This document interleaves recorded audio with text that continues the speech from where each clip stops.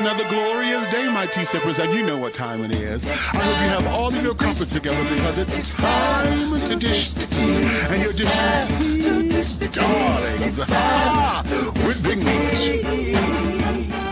Can't wait. It's time to dish tea with Big Meat. It's time to dish tea with Big Meat. It's time to dish tea with Big Meat. It's time to dish tea with Big Meat. Darling. And hello.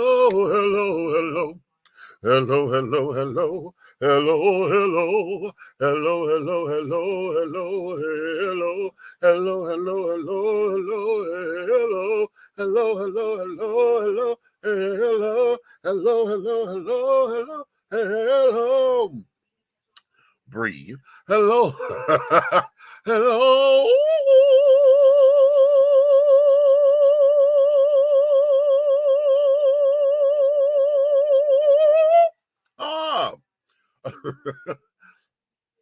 My mouth got all juicy and stuff, and I was like, "Oh, bitch, you okay?" I had to take a breath right there too early. What's going on to all of my tea sippers, my crumpet dunkers, honey, my tea brewers, my pot stirrers, and my tea leaf readers? What's going on in your world, honey? It's another glorious day, my darlings, honey. And I hope you have all of your crumpets together because, darlings, it's time to dish tea. And you are dishing tea, darlings, with Big Meat. What's going on? Come on up in here, people. We're about to get into some things, honey. We're about to get into some things today. Okay, and it's going to be one of those shows, honey. So, hey, Rode, what's going on, baby? Good to see you. Hello. It's going to be one of those days, honey, because we have some things going on in the world, child, and sometimes, I wonder why? Do you ever wonder that? Why? What the fuck? Why is it going on, honey?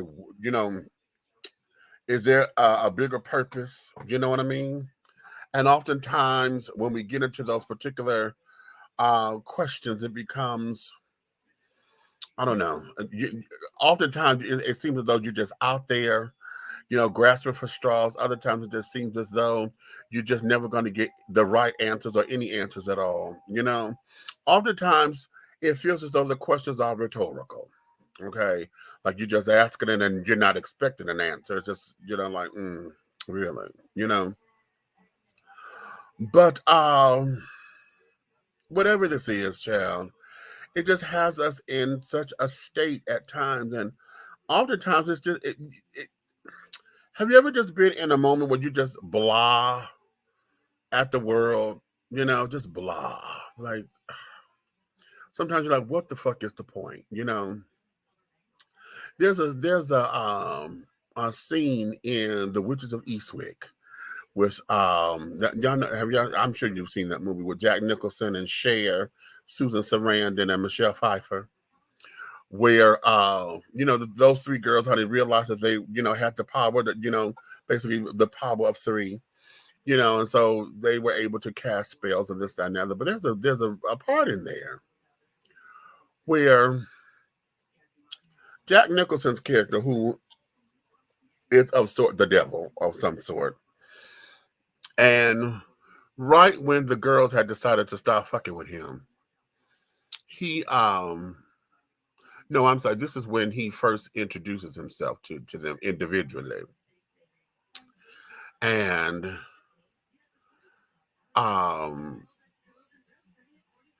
he is talking with Cher. And it's this whole diatribe that they have about, what's the world? Because, you're around here, you're cleaning the house and you're dusting, and you're making up the bed. Why? So that you can do it all again tomorrow, like the same routine, day in, day out. And you don't even call that living.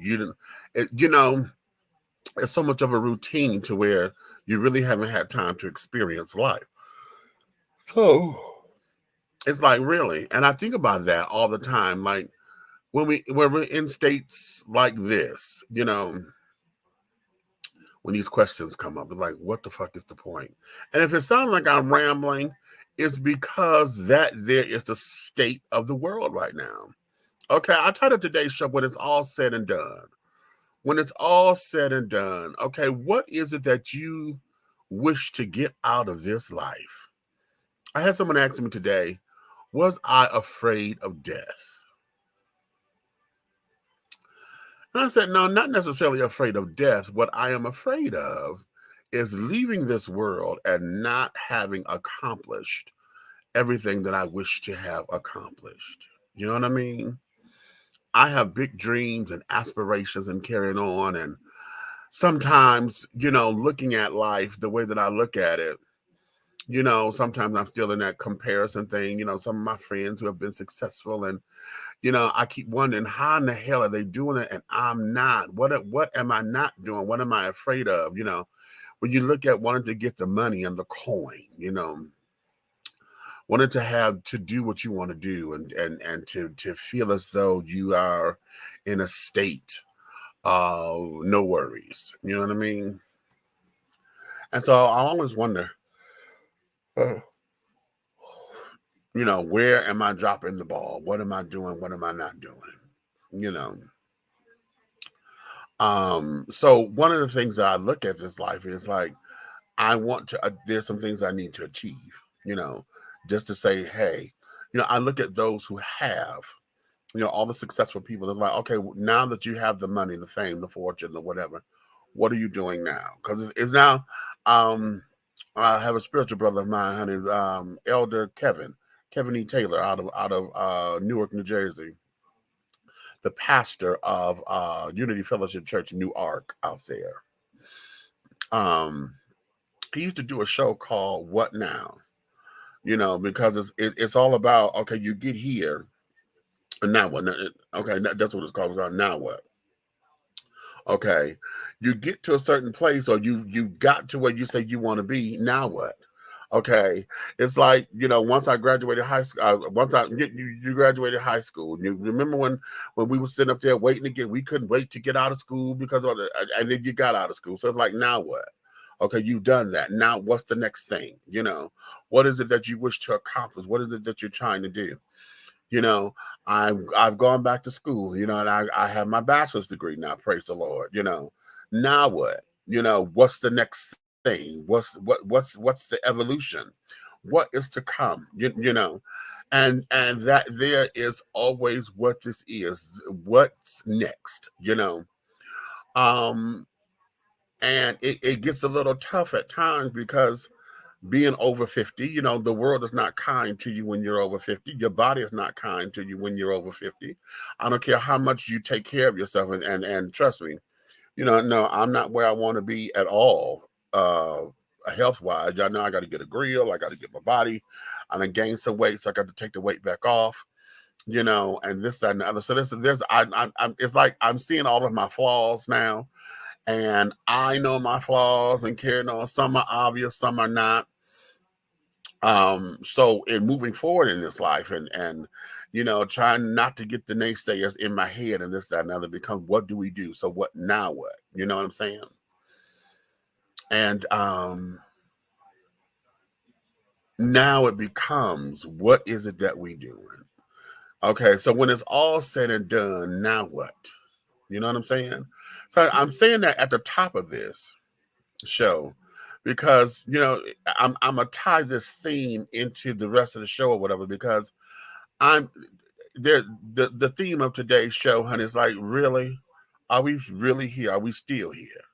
You know what I'm saying? Why is it that we have to revisit these particular subjects every so often? And I understand, like a refresher course or whatever, but it's like, damn. Are we really here? Do you really want to stay here? Why is it that it's so hard for us to move on from a particular point? So, yeah, I'm waiting on my co-host to come up in here. Hopefully they will this evening. We had to start a little late because the computer I didn't have any sound and carrying on. They were saying that my audio and stuff was wrong and it wasn't installed, right? Well, I thought it was a motherboard problem. I done called Hewlett Packard and this, that, and the other. Baby, we was on this damn phone for 3.5, 4 hours trying to get this damn computer together. And what had happened was Windows upgraded. This computer came with Windows 10 and it did an automatic upgrade to Windows 11. Well, at Windows 11, all the damn things didn't take. So every time we did this thing try to do something, it was trying to do something on a Windows 10. So we had to take the operating system out and re-put it back onto the computer. So that's what it was. So that's why we're coming in here a little bit later than what we usually do. Because I had to get this damn thing up and running. And then, of course, they were supposed to be calling me and this, that, and the third, blah, blah, yakety. This chat, no, it's after 9:30. He's not going to call me. He didn't call me by now. He's not going to call me. He was supposed to call me between 8:30 and 9:30 to make sure that I don't walk through the steps to get this damn thing up and running. However, that there is that. Okay. So be that as it may. So now let's get into today's show. I want you guys to put your comments and stuff up in here because see, I want to hear what you have to say about this. Let's go with the obvious thing first. And that there is Jussie Smollett being found guilty on 5 of the 6 charges. Okay, let me read the article. I'm going to read it fully so that you guys can understand what's going on in the world. Okay. And then, yeah, there's another part to this that tickles me. Okay. It says a jury found ex-Empire actor Jussie Smollett guilty Thursday of 5 of 6 counts of felony disorderly conduct in Chicago after a 1-week trial. In the courtroom after the verdict was read, Smollett stood and faced the jury showing no visible reaction. The 39-year-old was found guilty on 5 counts of disorderly conduct, 1 count for each separate time he was charged with lying to the police in the days immediately after the alleged attack. He was acquitted on the 6th count of lying to a detective in mid-February, weeks after Smollett said he was attacked. Okay. Disorderly conduct is a class 4 felony that carries a sentence of up to 3 years in prison, but experts says he likely would be placed on probation with perhaps order to perform community service. After the verdict was read, Smollett's attorney, I don't know how to pronounce his name, Nagy Yuch, I think that's I'm fucking that name up, says Smollett will appeal the conviction. Yuch told reporters Smollett is 100% innocent, end quote. He said Smollett's team is confident, quote, he is going to be cleared of all allegations on all charges. He continues, unfortunately, we are facing an uphill battle where Jussie was already tried and convicted in the media, and then we had to somehow get the jury to forget or unsee all the news stories they had been hearing that were negative for the last 3 years. Interesting. So here are the counts. He got count 1, telling police officers he was a hate crime victim. Count 2, telling officers he was a battery victim. Count 3, telling the detective he was a hate crime victim. Count 4, telling detective he was a battery victim. Count 5, telling detective again he was a battery victim. All those he was found guilty on. Count number 6, telling second detective he was aggravated. He was an aggravated battery victim. He was found not guilty on that one. Okay. Interesting. Very interesting. Okay, but here's something that I found to be completely off the radar. Okay, well, not necessarily off the radar, but catch this. Okay, now y'all know there was this whole thing with Don Lemon, okay, from CNN, and that they have brought Don up in here, and it was, the media and Karen was trying to throw Don up under the bus and really was trying to say that loosely he was affecting the case, right? For those of y'all who don't know, they say that Jussie got on the stand and he had mentioned that his friend Don Lemon sent him a text message to tell him that the Chicago police did not believe him.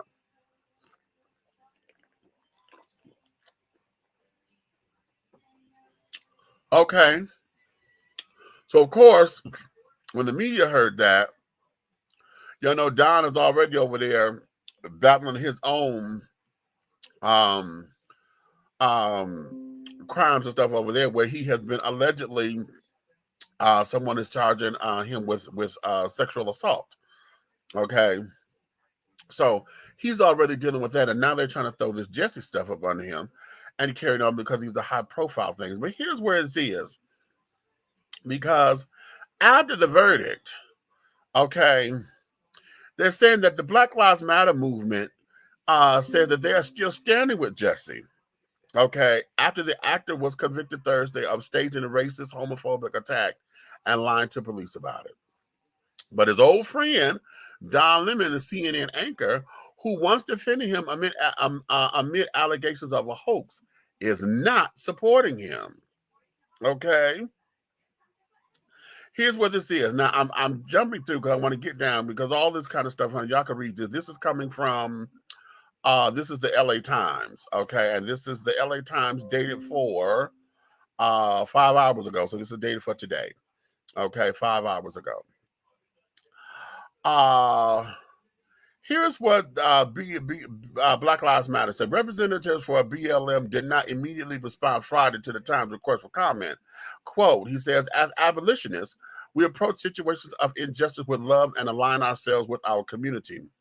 Because we got us, BLM said in a Tuesday statement. So let's be clear. We love everybody in our community. It's not about the trial or a verdict decided in a white supremacist charade. It's about how we treat our community when corrupt systems are working to devalue their lives. In an abolitionist society, this trial would not be taking place and our communities would not have to fight and suffer to prove our words. Okay? They continue on to say, in our community to abolition, we can never believe police, especially the Chicago Police Department, over Jussie Smollett, a Black man who has been courageously present, visible, and vocal in the struggle for Black freedom. Tuesday's comment. Now, this is Tuesday before the verdict. Black Lives Matter will continue to work towards the abolition of police and every unjust system. We will continue to love and protect one another and wrap our arms around those who do not work to usher in Black freedom and by extension, freedom for everyone else. Meanwhile, they say, Lemon has turned his back on Smollett during a CNN show Thursday night, calling the actor a liar who made it more difficult for real victims of hate crimes to come forward. Let me read this first, and then we're going to get into this.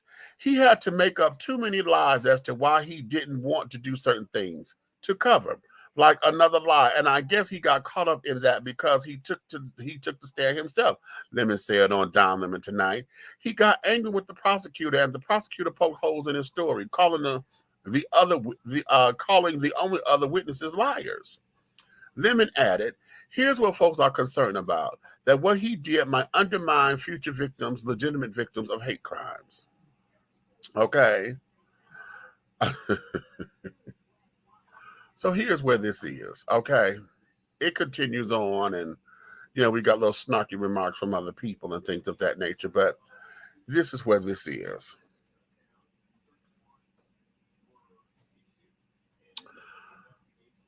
Let's talk about this. Circumstantially, and the way how this shit is pinning out, everybody in the world is like, yeah, he did that shit, he did that shit, he did that shit, he did that shit. It is so easy to put those dots together, and I'm not mad at anybody who does that. Okay? Here's where this is, though. And see, this is how I'm thinking. They only wanted him to pay $150,000, basically. Okay? They only wanted him to pay that. Chicago got pissed. I've been saying this from the jump. Y'all jumped on this because this was a celebrity. You didn't jump on this because you said he said it was a hate crime and this, that, and the other. You jumped on this because this was a celebrity in the fair city of Chicago. And so now they're trying to get brownie points. I've always said that from the jump. I've also always said that I believe that Jussie is being painted to take the fall. I do believe that this is orchestrated, but I don't believe this is orchestrated under his watch. I really believe that he is made to take this fall. Why? It's only $150,000 damn dollars that they want to pay back. See, he could have been done with this. He could have been on a payment arrangement and carried on, paid some money down on this shit till he got it paid off. He could have done that in good jest and in good favor, right? And we would not be having all of this trial, all this, all this, that. Because see, now we're talking about more money, more resources. You got to pay this lawyer, you got to pay the detectives, and you know all the researchers and this, that, and other, blah, blah, blah, blah, blah. Okay. Here's something else. I'm looking at this from, why is it that this man would decide to go to court to prove his innocence when he was already in the court of public opinion? He was already nailed to the cross. He was already found guilty, and he took his chances of saying, "No, I'm gonna fight for my freedom and fight for my innocence because this here is what this is." Okay. Now, mind you, whatever happened in that courtroom, we still don't know all the facts. I really believe that both of those boards, or one of those boards, was homophobic. I don't believe that both brothers were. When it came out that you know, they were sitting up there doing coke and carrying on, blah, blah, yakety spleen, I really believe that this here, that he had an affair with one of them, and having that affair ended up taking him in, you know, it ended up, the brother found out about it. And so the brother came down on the other brother, was like, nigga, I'm whoop your ass for some fucked up shit. And I believe it's spiraled. I'm going to say this, and I could be totally wrong. I could be totally wrong, honey. But here's where I am with this. Should I call his name? Yeah, I'm going to call his goddamn name because shit, it don't scare me. It's awfully peculiar that the director and executive producer stuff of Empire at one point was all up under Jussie. That was his baby, that was his this, that was his that. He was all up under Jussie. But then all of a sudden he had to distance himself, like he did with Monique, like he did with other people. Okay. Hell, he owed folks money, and Damon Dash had to walk up on him at a Diana Ross concert, honey, to get him to pay him, you know, to tell him, nigga, you owe me motherfucking coin. Bitch, could you imagine you at Ross's concert and had to be, you know, ratted out? Nigga, what's up?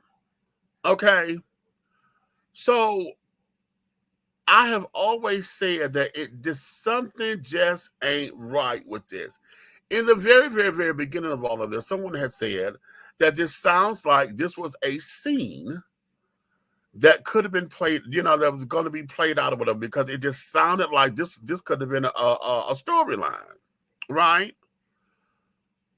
When they went into those boys' apartments and carried on and found out where they lived and this, that, and the other, I'm still, listen, I understand a good detective.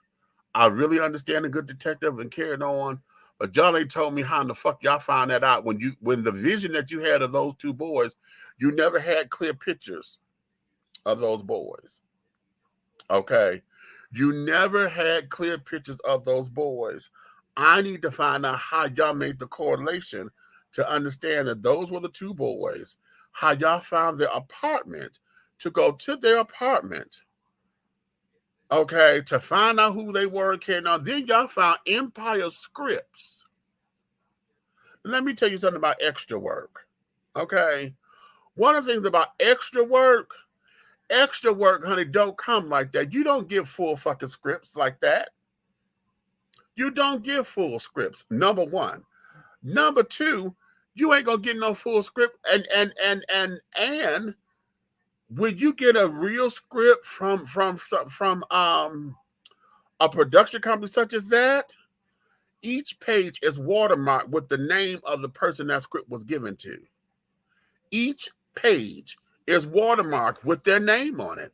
So if some shit go down or the script was released or whatever the case may be, if you decide to make copies of that script, they know who to come after.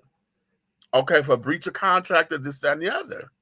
Okay, so this here was basically a setup. I've always said this was a setup, but I never put this in Jussie's hands. Not the way how they're trying to paint this picture. I'm having a hard time with that. I'm having a real hard time with that. And somehow or another, I don't know if this is true or not. I'm only speculating because this sounds too trumped up. I know at one particular point there was rumors and speculation that Jussie and Lee, were having little difficulties on the set and things of that nature. And it just seems as though Lee threw his hands off of it, And see, now, one thing I know about Shady Queens is this. If they want to get your ass out the way or whatever, or something, or whatever the case may be, they will get crafty. This sounds like some crafty shit all motherfucking day.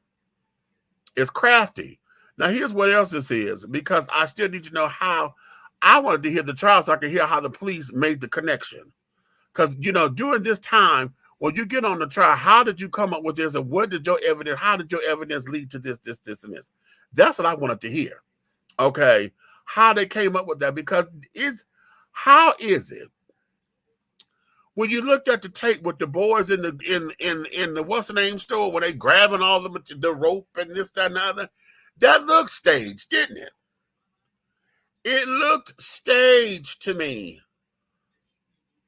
How did you find them so motherfucking quickly? Where did you cross-reference that to know that they got these materials from this particular store? Did you find the receipt? How did you... I need to hear this so that it will make fucking sense. Okay? So that it will make sense. Because, again, what Chicago is pissed off about is that they spent this money and they had egg in their faces because they done got beat up and shut down and this, that, and other because y'all did not do the same. Y'all wasn't on top of the same kind of shit with any other of those thousands of murders that's been going on. And you got families sitting up there in your face asking you to solve these crimes, asking you to not let this case become a cold case, asking you, cops. And y'all kept telling everybody you didn't have the manpower, you didn't have this, you didn't have that. But then this particular case, and y'all did this within a matter of months. Y'all, in fact, when it all came down, within a matter of 2 weeks, y'all had a damn arrest of some sort. Y'all had found out that the boys had got on the plane and had went back home to Africa some damn where for vacation or whatever the fuck it was. Y'all found that out within 2 to 3 weeks of all this going on. How? Well, you got all them damn cases and things that y'all was so busy pussyfooting around on. This is what Chicago is mad about. Y'all ain't mad because talking about something, oh, well, this was, we consider this to be a hate crime and, oh, you wasted the money's resources, the people's resources and this, that, and that's bullshit. That's bullshit. That's the surface answer that you want to give because there was the popular one because you had the LGBT community was like, oh, this is a hate crime, blah, blah, blah, blah, blah. Okay. And then this is a black LGBT, and then he's black and he's Hollywood. Then you got all the Hollywood children sitting up here, X, Y, and Z. Hold on. What are we talking about tonight? We're talking about everything tonight. If y'all, I'm going to recap in a minute, but if listen to me and then go read what's on the wall.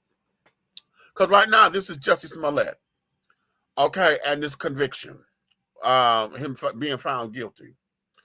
So this here is a lot of what this is for me because I'm pissed off about all of that. Then you got because now the chief, the police chief, that was a black man. I remember him up there huffing and puffing and carrying on. You mad and blah, blah, blah, blah, blah. Okay, I get it. But at the same time, motherfucker, you ain't mad at the right thing as far as I was concerned. Y'all mad because y'all spent all these damn resources that you claim you did not have. And then y'all did this so quickly and you still didn't get the best bang for your buck. See? So that's what this is. So now he's been found. Now, did that surprise any of y'all? I'm sure it didn't, because y'all had already convicted that boy before all this went down. He was supposed to, if all of this had done when they dropped the charges and carried on, everybody was like, what the fuck? That's what this is. See, when that lawyer came up in there and got them damn charges dropped from him and carried on and pulled an Olivia Pope, that bitch came up in there and pulled an Olivia Pope on this. And baby, that's when Chicago got mad, because there was no trial. Then Chicago got mad and was like, no, fuck that. He gonna pay this goddamn money. Okay. And after that, then it became this whole big to do. Now everybody wanted to, everybody now going up in here. Now Donna got so minuscule with bullshit to where now, you know, hell, y'all done made him the villain. And I'm telling you, there's something in here. There's something in here. I don't believe that it is as 100% that everybody's saying that it is. I keep saying there's a card in here that ain't been played because he's the fall guy. So everybody throwing everything on him to be the scapegoat. I don't know what it is, but goddamn it, yeah. Come on up in here, Red. Hello. What's up? What's up?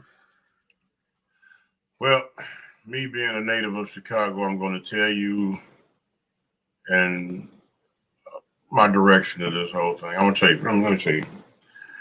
First and foremost, I really don't give a fuck about Jussie Smollett in this situation. Okay, I'm going to be totally honest with you, but then secondly, my only beef is what you already doggone spoke on, is how much bullshit gets swept under the rug. And this has become the big ticket is the doggone lives that's lost every day in the city of Chicago. Exactly. But exactly. This is motherfuckers a semi A-lister. What is they think he got the check? He ain't got the check they looking for. Okay. He might have a check, but he ain't got the check they looking for. That they won't. Right. Okay. His check is the taxes. Right. Exactly. You feel me? And okay. for you to be a city that has kids dying in the streets every day, and you're not doing full investigations on these things, and you got cops out here literally stopping minorities just to put a case on them so they'll be on file in your system just in case something goes down. You got all the energy in the world to do that, but you don't have the energy to solve a crime at your next door neighbor's house. Right. And then you have the audacity, yes, I'm finna put y'all ass on blast. Go solo. Out a list to all the citizens of the city of Chicago of things that you are not going to come out for, that you don't consider important enough for a police officer to come to. So when I seen that list, I said, okay, I can understand maybe they need to doggone focus more on all the bullshit that's going on in the streets. But when they add stuff like domestic violence to it, so you got to wait till the woman or the man, because I done seen some women whoop a couple of niggas' ass, be dead. Then you want to pull up? When you see kids fighting in the street, you want the people, the adults in the area within a 10-mile radius to be the ones to handle those type of situations. Well, newsflash, the kids are the ones that's doing the killing. So what adult in their right mind is going to run up on a 14-year-old that's probably got a strap bigger than yours? No pun intended to my LBG. But yeah. These are the things you all need to think about. Deal with what's really going on. Police your front porch. Y'all sitting here chasing after Mr. Smollett. Man, get the fuck out of here with that, bro. Nobody even cares up there. You can walk around. Okay. You can walk up to 10 people, citizens on the street, and if you walk up to 10 of them, 4 of them might know what the hell going on with it. Nobody gives a fuck about that. They give a fuck about how they gonna make it to the damn grocery store and back without getting shot. So Chicago, from a native, kiss my ass. Y'all can do it. And there you have it. Oh, hold on, stop. Okay. Hold on. Well, go ahead. Let me tell you the new policing, because I'm on the police ass right now. Henry County Police. Oh, well. My daughter is harassed at work the other day by 2 goofy ass strangers, probably high blasted off their mind, tried to pull an abduction move with her at work. Excuse me? Chased her around the job, in the lobby of her job. The police wouldn't even come out to the call because they said there's nothing they could have done, but if they caught them, it's to give them a trespass and no crime has been done. And man, she had shot the shit at their motherfucking asses. Now I said that to say this. You're going to tell 2 parents that's calling you for you to come up here and run this tape back so you can get identity on these guys harassing people, especially they grown, and my daughter's a minor. Right. Upset with her because she wasn't giving up no phone number or trying to, and you know what I'm saying, and all that. They was on some real rah-rah shit. And wouldn't come out. And the officer that we called, Officer Pope, how you doing? Yeah. He sounded like he just woke the fuck up. Now, we called in. The officer on duty called. He said he had a patrolman in the area, whatever. He said he going to call, you know, say give it to him. And the patrolman supposed to pull up. No, the patrolman didn't pull up. He didn't pull up. He had the phone number from the call that we called into the station and called. He never came. He called. What? And discussed it on the phone and felt like it wasn't important enough for him to come and see about it. Oh, wait. Oh, we do that now. That's what we do now. Oh, so we make a telephone assessment. Then we call back for a supervisor after Officer Pope, and I know you're black. I can tell the way you sounded on the phone. After we explained that to him, he come with the same conversation Officer Pope kind of, so be it, almost just like his conversation, to cover that ass. You know, the blue blood gang. Yeah, they did. But guess what, Officer Pope, officer on watch in Henry County, this parent right here was sitting in the parking lot of that restaurant hoping they came back because they threatened to come back when they got off work because they knew wasn't nobody up there to protect them girls. But this parent right here was locked and loaded with an assault rifle in the parking lot, off in the corner in the dark. Now play with it if y'all want to. Do your fucking job. And if they ran to the other side, the other parent was over there, locked and loaded. Along with the grandmother, locked and loaded. See, you know what? Wait. See, I done just got a whole new idea of festivity going on in my brain cells and et cetera, et cetera. Because see, what we're not going to do is sit down here and redefine what policing is supposed to be. Listen, if a call is made, and see, this here needs to go to the governor, this needs to go to the media. If a call is made, you don't call me back to find out what the fuck the fuck. This ain't damn Opie and Andy Griffith and carrying on. We don't do that shit here. Right, and had they came back and I lit their ass up, then you want to come at me a different way. Right. And tell me ain't no crime because yes, it has. You have grown ass men trying to harass me. I'll tell you. Yeah.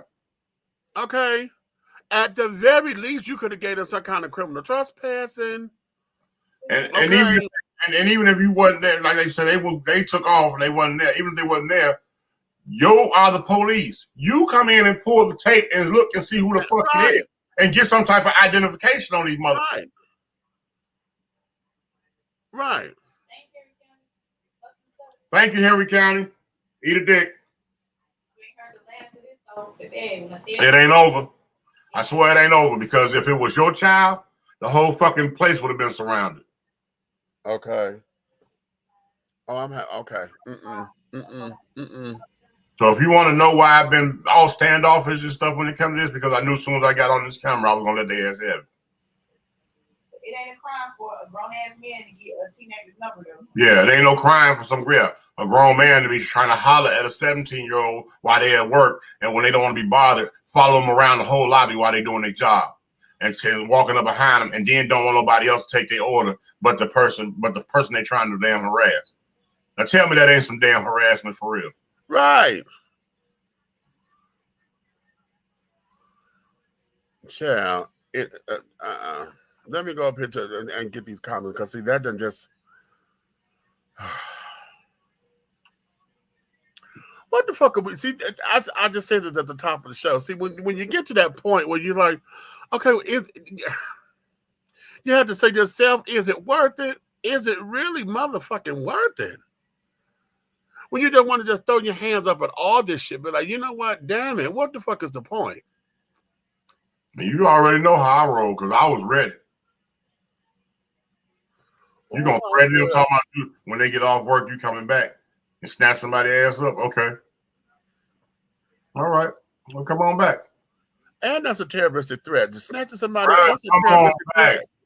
Come on back. I didn't take the little one with me. I had 30 rounds of motherfucking reason why you should have bought your ass back. I was hoping they came back too, because they would have been mad. But that whole parking lot was lit up. I don't play. Just for shits and giggles, I would have let you run a motherfucking goddamn about 50 yards and then lit your ass up. They don't understand what they're playing with. Okay. Well, I'm glad they said. Yeah, but ain't no crime been permitted. You know, hey, you ain't on a crime been committed. And this motherfucker on the phone, I'm like, why the fuck is this bitch calling us, Officer Pope? Yeah, bitch. Why this bitch calling us when he should be pulling up? That is my child. I'm done. If he did nothing else, they should have did a courtesy drive-through. Hello, that what the fuck? Listen. Here in College Park, this is what they tell us all the time about living over here where I stay. Do not be afraid to use your voice or your telephone, because that's what your tax dollars pay for. They tell us in my complex, if you feel somebody's over here is suspicious or whatever, you call and tell them to send somebody over here to do a run through, okay, a sweep or something, because you see suspicious activity. And that don't mean that it's wrong or whatever. It's suspicious. It's something ain't looking right. Mm-hmm. Okay, you may not have all the facts, but something just don't look right. So you get the authorities to come check it out. Oh, okay. I didn't realize that we got new neighbors moving in at midnight. Okay. Oh, okay. Or time to move out, rather. Most of the time they're moving out because they're trying to break the lease. So, I don't know what the fuck it is or whatever shit. Hell, all I know is somebody came in through my motherfucking window. Okay. That's it. So, bada boom. We don't know that. So anytime it goes on, they tell us this all the time. Do not be afraid to call the cops, because this is what we do. This is what we get paid for. This is what your tax dollars go through. For those of y'all who was worried about your census money, when they told y'all get $20,000 to go to the city, this is what that money helped go towards. Okay. Well, I did a little research and come to find out that this is how they get down on this on their shit. They don't like to come out to calls. I've heard that they have been already reprimanded by the sheriff department having to come out to a call that they wouldn't come to. Whoa. And you know the sheriff department is over them. Yeah. So when the sheriff pull up, the sheriff chewing them a new ass, tearing their ass up. I heard this has happened before in Henry County. See, I'm learning this shit now that it didn't happen to me. Wow. Now that's an investigative report that needs to go down. Oh, we're going to call Dale. We're getting Dale out there. That's an investigative report that needs to go down, honey. Okay, let me go back to these comments. How'd you say? I want to know the LGBT community abandoned Juicy. Why are you calling them Juicy? Get out and stop. You know what? Just get on out the closet, boy. When Juicy was walking around calling himself the gay Tupac, the LGBT community was collecting money in the name of gay violence. You would think they, the LGBT, would have pulled Juicy's coattails. Why is that? You know, why is it that everybody just jumping on that whole gay Tupac thing? That there just hit a nerve with everybody, gay, straight alike, honey. He called himself, you know, I'm the gay Tupac or whatever. And child, by the kids that don't know what the hell to do. Okay. Oh, just Jesse said that, right? Yeah. Okay. I want to know why the alphabet kids abandoned, and you keep calling him Juicy. When was caught. They were collecting money and Kamala Harris, Cory Booker to make gay violence a hate crime. Why didn't they pull the boys' coat? Okay, you repeated that. You want to throw in Kamala Harris and Cory Booker's name on that. Okay. You know what? I'm gonna tell you something, Meech. It's real funny because I know a guy that lives in Champaign, Illinois. No bullshit. I'm not making this up. He is identical. When I say you think he was birthed out of doggone that woman's coochie, he was identical twin to Tupac.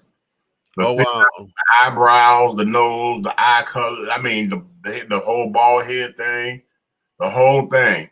And he is gay as a $4 bill. Oh, wow. All outdoors. Gay as hell, super thug, Tupac looking ass nigga. The real gay Tupac? Okay. So it's funny that they saying that because I used to say, boy, every time I said, if they do a movie, that nigga need to be the one to play him, but they're going to have to do him, put some bass in his voice. Lord. Okay. Anyway.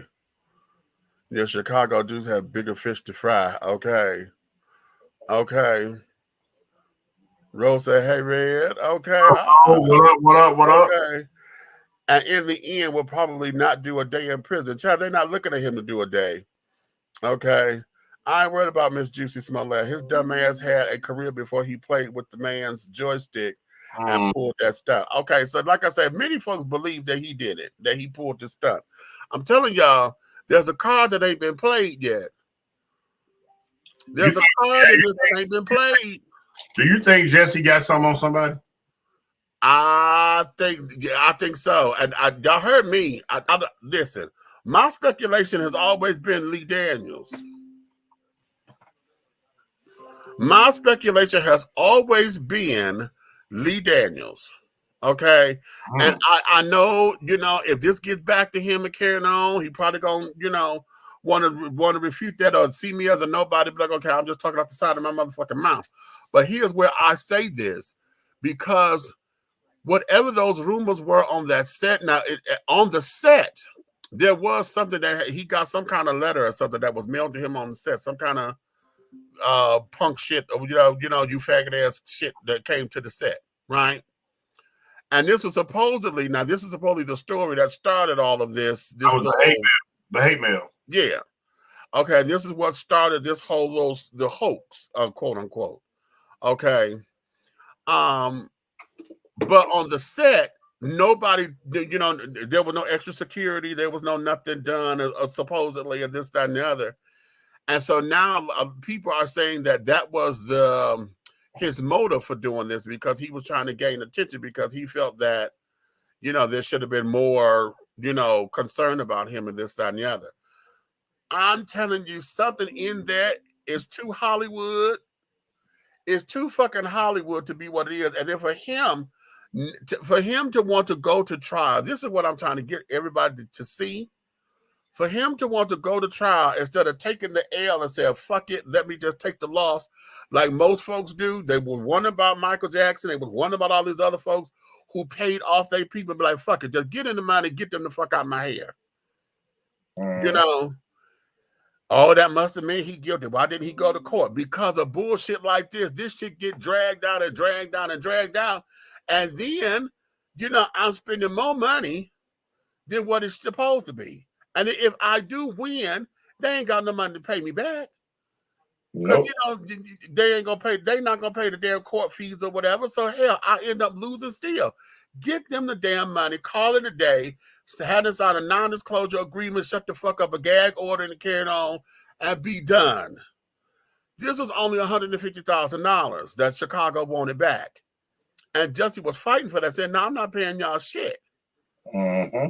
Okay, so there's a card that ain't been played yet, honey. I don't know where, and I don't know on which camp. There's a card that ain't been played, honey.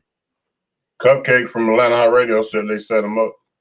I believe that all day. I believe that all day because listen, he's sitting there hollering about his innocence and carried on. Everybody was like, "Oh, well, he only had the little scratch on his face, and why would somebody leave the noose on his neck and carrying on?" It was okay, And listen, I'm telling you, honey. Yes, circumstantially, I get it. I see how everybody connecting those dots because it looks just like it is on the surface. But there's a card up in here that ain't been played yet, honey. There's a card that ain't been played yet, and I don't know on whose part. But damn it, Okay, I don't. Yeah, Okay. You say you feel like what? I feel like they sent these two guys over here to be like, okay, I want you to do this, but when we get to you and find out and all this extra stuff, this to say that he didn't do it. Y'all lie. Y'all lie about it. It's all money and politics. So it's political. Hey.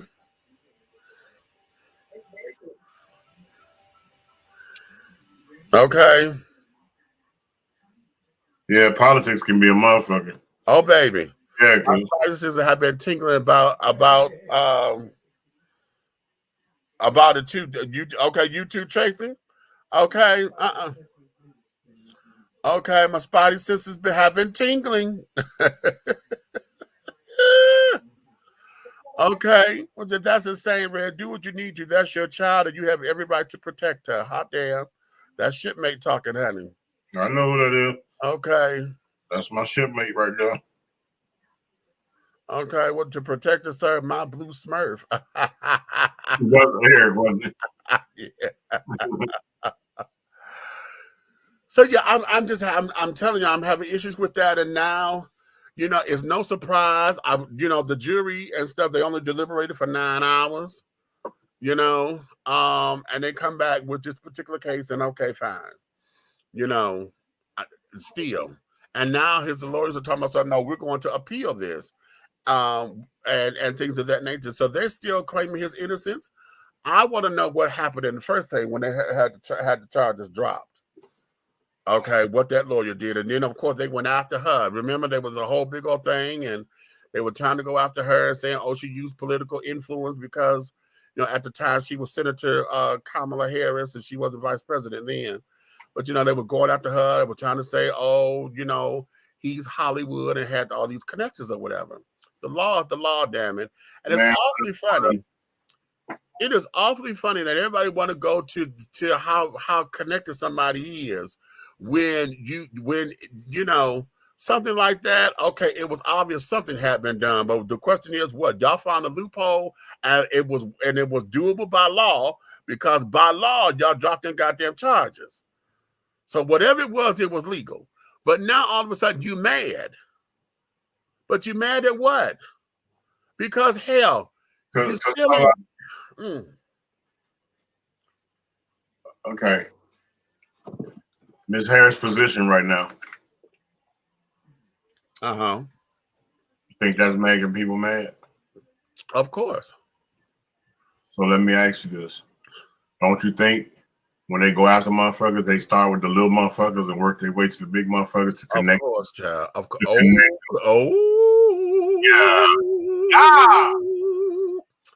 Yeah.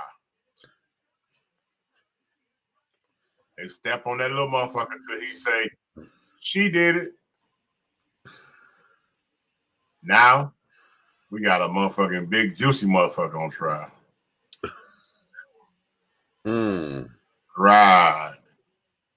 Now you know what? Now I'm going out on a limb right here. I'm finna go. So I'm going paying attention to politics. You know, I'm just gonna be honest with you. You know how I am. How I feel about politicians. You know what I'm saying? Yeah. Shout out to Councilman Jackass. You're doing a great job over there, College Park. But yeah, you know what I'm saying? But yeah, you know, just that's okay. Oh, you knew once your day was over, I was gonna let loose. I just wanted to say how beautiful you and your wife looked, like Shrek and Donkey. But yeah, but all I'm saying. But yeah, that's just politicians. You know what I'm saying? They just really don't. Meech, where you going? What happened? Did I say something wrong? Huh? I mean, he ate the plate like it was a lot of waffles in it. But yeah. Good evening. Good evening. You know what was funny though? I'm not gonna say no names, but that person, they was laughing about something that was said, right? And they turned and looked at me, and they was like, "Ha ha ha ha!" And I said, "Ha ha, I ain't your friend." Okay. Don't laugh. Don't look for me. No high five. Ain't none over here.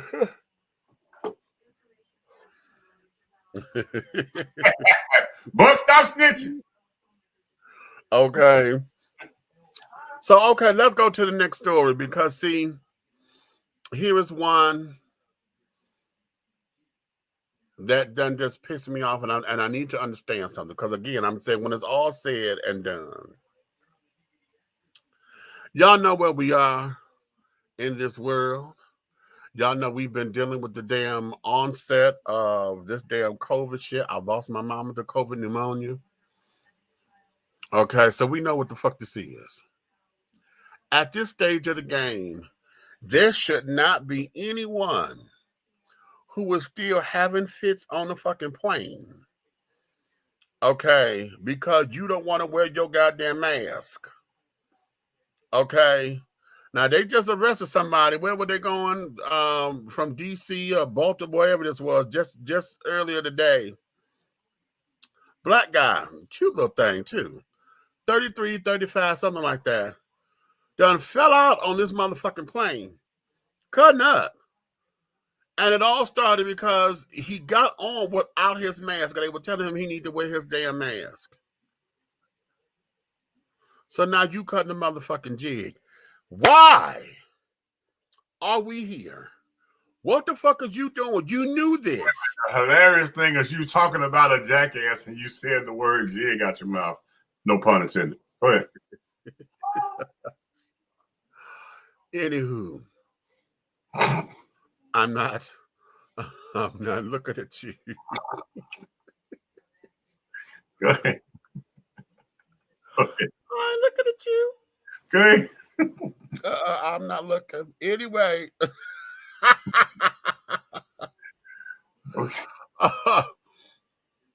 I'm really and truly trying to get into the psyche of people nowadays.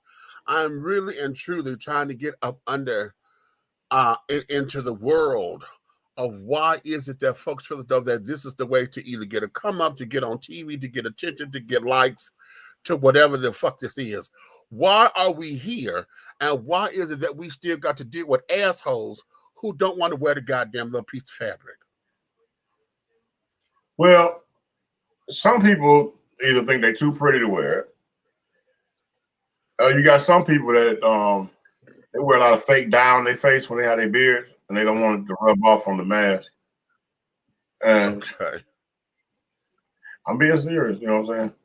I know. Well, they got the little face shields now.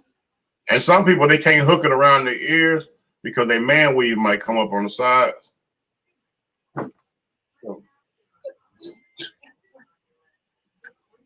Why? Where'd you go? No, you ain't. I'm not. No. I'm not with you. I'm just saying, a lot of the masks, like even like the face shield, it's a good idea, but it don't work well with the frontals and closures on the female's forehead. No. So they need to come up with one of the mask that has the 3 bundles attached. Okay, you know what? They can't do too much now because remember the girl had the hair. Remember she had the hat on, they had the weave attached to the hat. Right. They wanted to make sure wasn't none under her hat, so they made her take it off. Oh, poor baby. She was right there in security, honey. Right there at the checkpoint. And so she said, oh, girl, I got to take it off. Poor baby. Poor baby. Poor baby. I'm just saying. Poor baby. Because, I mean, soon they're going to be trying to tell you what kind of mask you can wear, you know what I'm saying, because it might be some derogatory on it. Okay. I just had my third shot today. I'm tired of this mess. Listen, I'm not due for my third shot till around my birthday, which is in March. And I don't even know if I want to take that goddamn booster because, see, I'm telling you, I'm pissed off about it to begin with.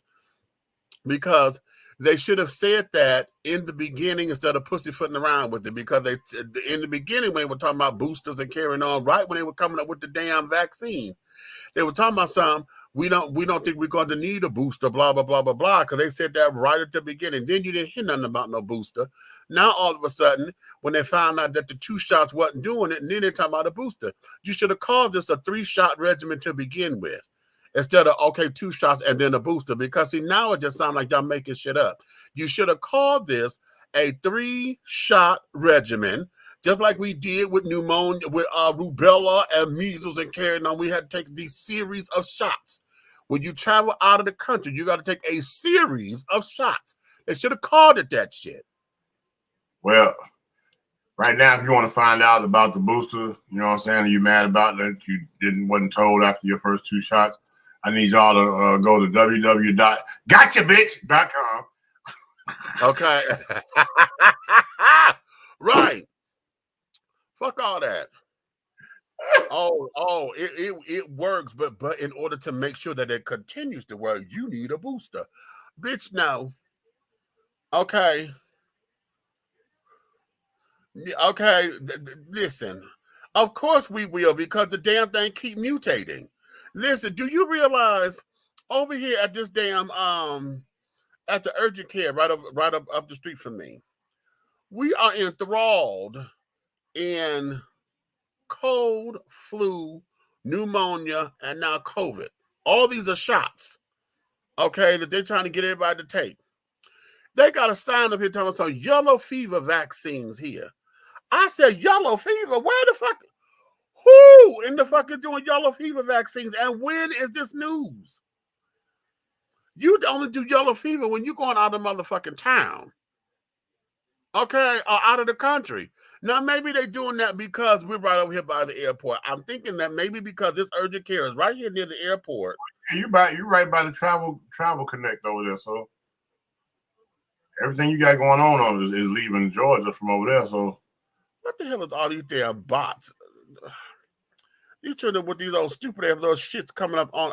What the fuck is all this shit? Somebody wants some damn attention. Listen, y'all stop spamming my shit. All this old stupid ass shit. These damn little sex sites that cannot block this shit. What the hell?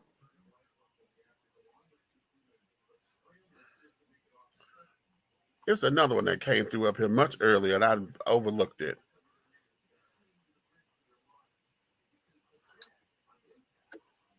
Well, okay. So you know, I'm just tired of the bullshit with all of this, because it's really getting on my nerves. For those who don't like flying to begin with, now here's another little do-I-diddy that you got to add into the mix of all this old craziness and shit. What the fuck is this? You know, what is it? Where does it come from? What in the, you know, why? That's the question. Why are we dealing with all this bullshit? Why are we here? Why do you feel as though that if you don't feel like wearing the damn shit, drive. Rent a goddamn car and go where the fuck it is that you're going if you don't want to be putting up with people. Okay, now, Leah, what'd you say? The man was flying out of DC, and I think the flight was going to LA. Apparently, he was drunk and disorderly as well. I'm not gonna put that on the alcohol, because damn it, I'm sick of that. I'm sick of that being the convenient excuse. Because yeah, they did say he was drunk and disorderly. Yeah, you disorderly because they told you to put the mask on. You said no and wanted to sit there and got to hollering.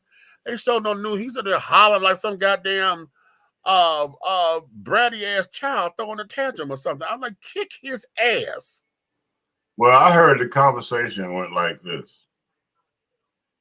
Sir, we're going to need you to put your mask on for your safety and the safety of others as well. And sir, we're going to need you to sit down. It seems like you're a little inebriated. And we want to make sure that you make the flight, or else we're going to have to detain you from the flight because you've been drinking. And his response was, I ain't put on a goddamn mask because I had 4, 5, 6, 7 drinks or something. What the fuck? And how the fuck am I feeling? How can I finish my liquor with a mask on? Now, who the smartest, bitch? Me or you? Right. Okay, that part. Okay. That part. Okay. Y'all stupid, and I'm not. Okay. I am not. Okay. I'm not looking at you. The big red fella has spoken.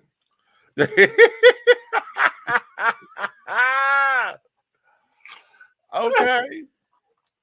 Listen. Let me do this. Let me take a small little break. Because when we come back, I want to get into something about the state of Georgia. Hey, I seen an advertisement right quick. I seen an advertisement for golden cock rings, and I didn't know that you had to have a leash around your bird when you walk them. Okay, I'm done with you. No. We not. No.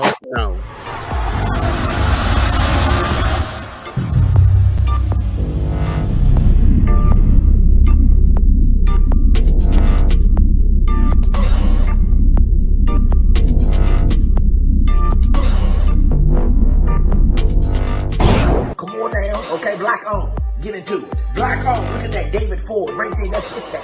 Black on. He don't know Tom.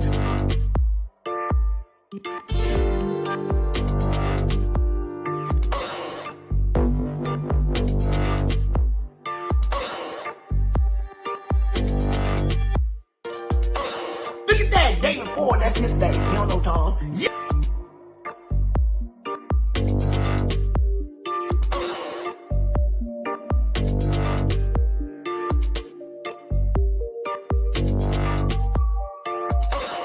Yes. Oh, here we go. Oh, I can't see the demons. I can't see the demons, but I can see the light. We are creating black luxury across this country.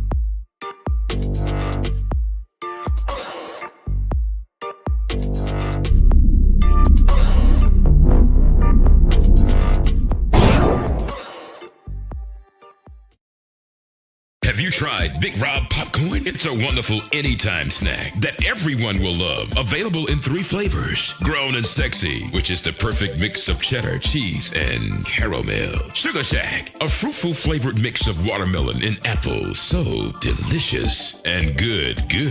How about spicy butter and white cheddar? Everyone loves it. That's why it's called good. All Big Rob snacks are manufactured in an FDA approved facility and flash sealed for freshness, safety, and world worldwide delivery. To order, call or text 937-367-8650. That's 937-367-8650. Or contact Big Rob via Instagram at Hey Big Rob. As the holidays approach, take advantage of the holiday special. Purchase more than 2 bags and receive a free CD. Call or text 937-367-8650 to place your order now. Big Rob Popcorn, the perfect snack that you will love. It's so delicious. Hey, you want to be a part of God's plan? Look at this angel. That's right, the shine, the sheen. You can only get that at Royal Extensions. Hit us up at Royal Extensions, www.royalextensionsatlanta.com or IG Royal Extensions 20. If you want to have the same thing as God's plan, you get it right here at Royal Extensions.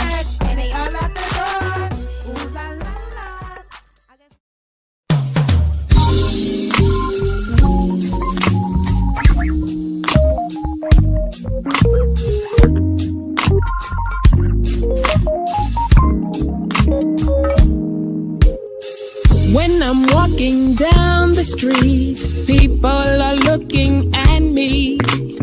What they see is a masterpiece created by the King. I am different by design, and I am fearfully and wonderfully made. I may not look like you and you me, but that's the way it's supposed to be. Dare to be you, dare to be me, and dare to be different and unique. I'm gonna be the best me I can be by letting His glory shine through. Dare to be you, dare to be me, and dare to be different and unique. I'm gonna be the best me I can be by letting His glory shine.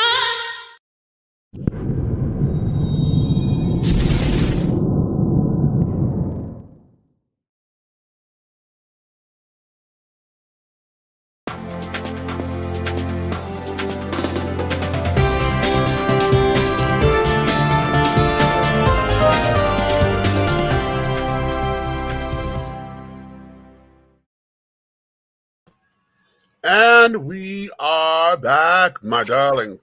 Listen.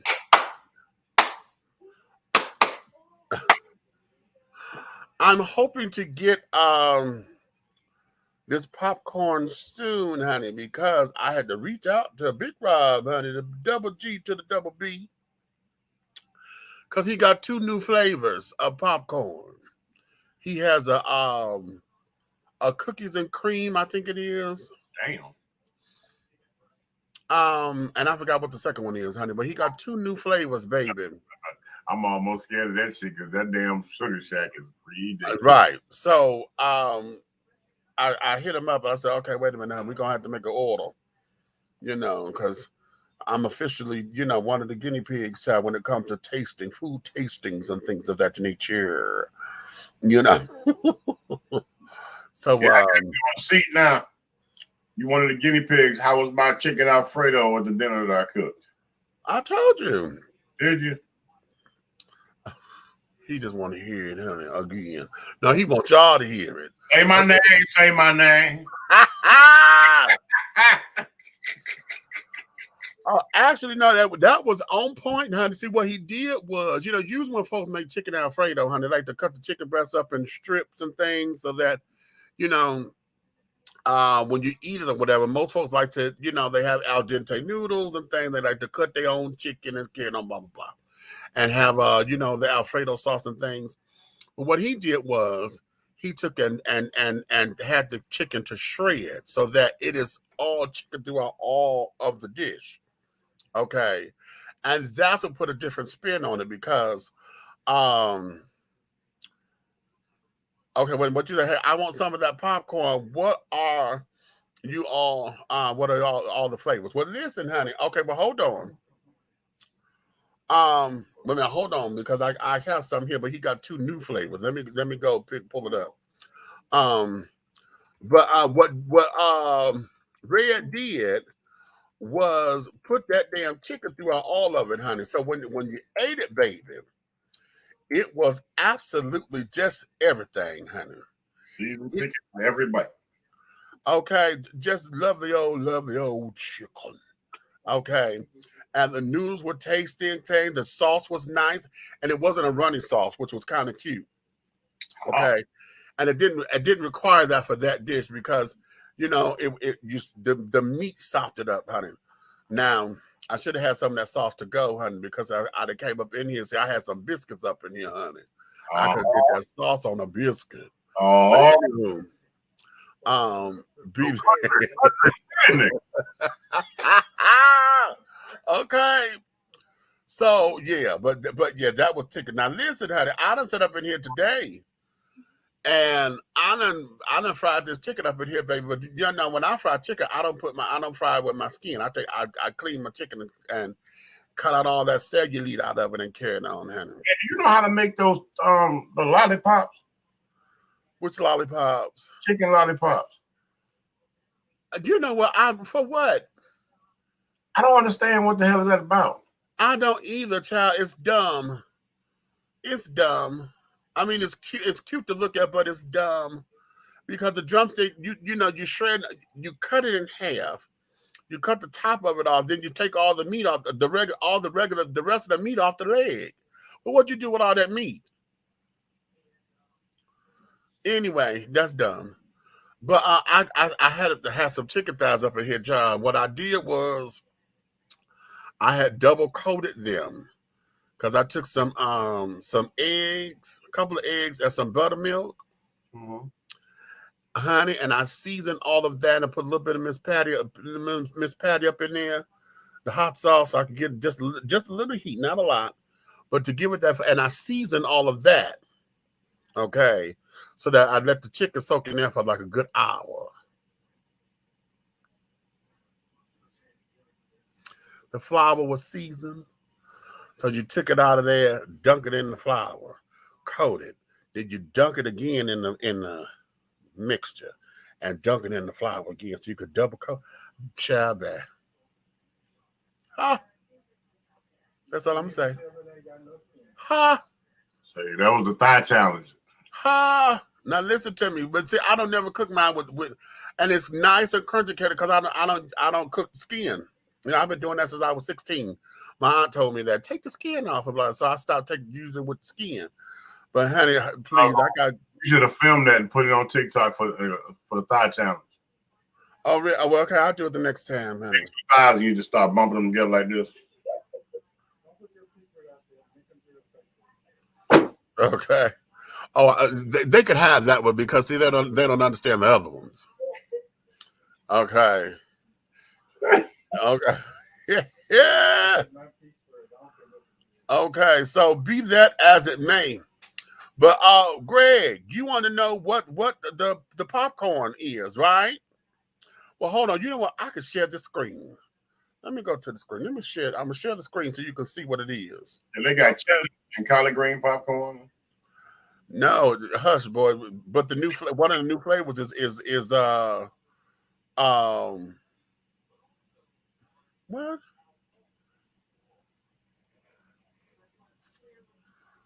What the hell is going on? This thing ain't doing right. Hold on. I said share the screen, honey.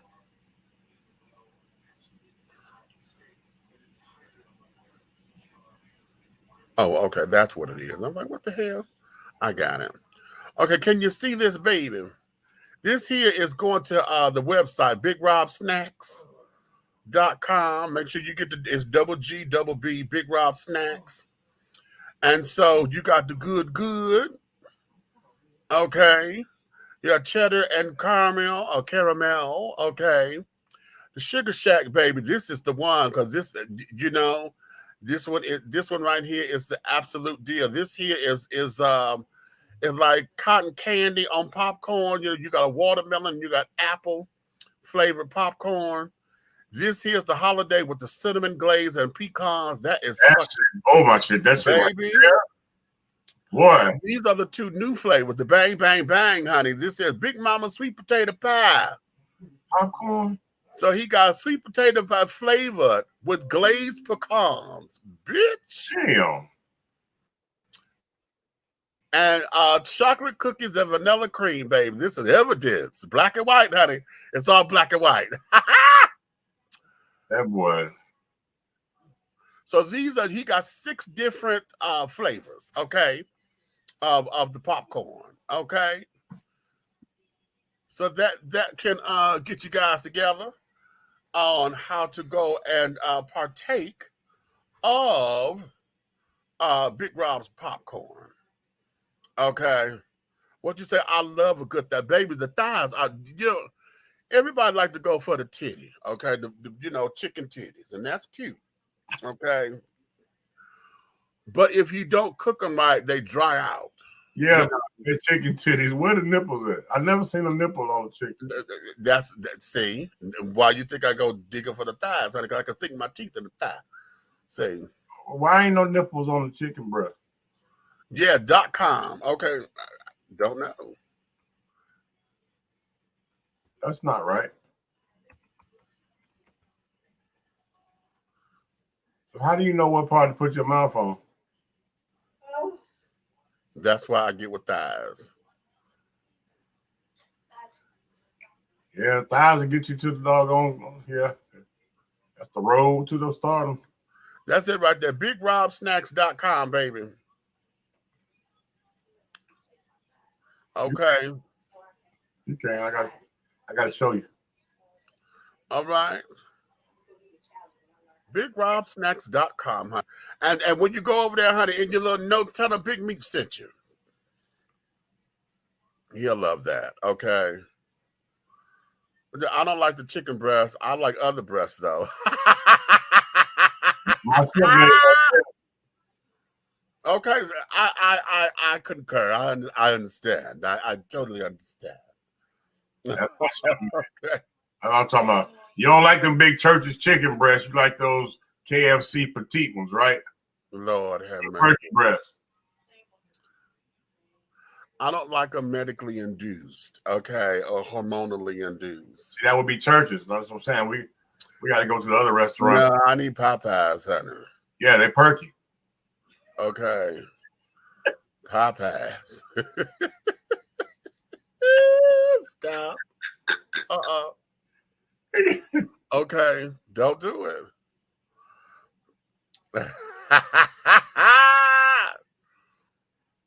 Okay, but me too.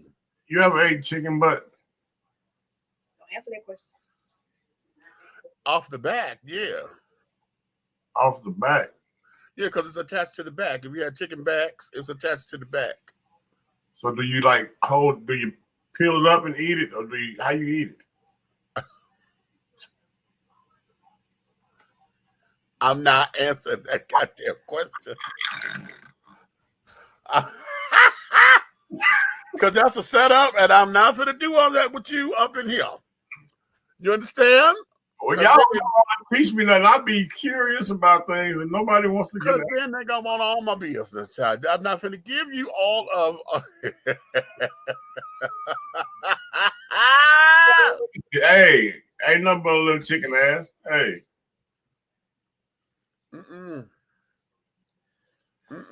I just always wondered, like, how like, say, you're having butts tonight. You know what I'm saying?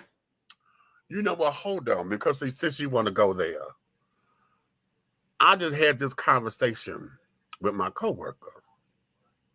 Okay, about butts and things. Okay.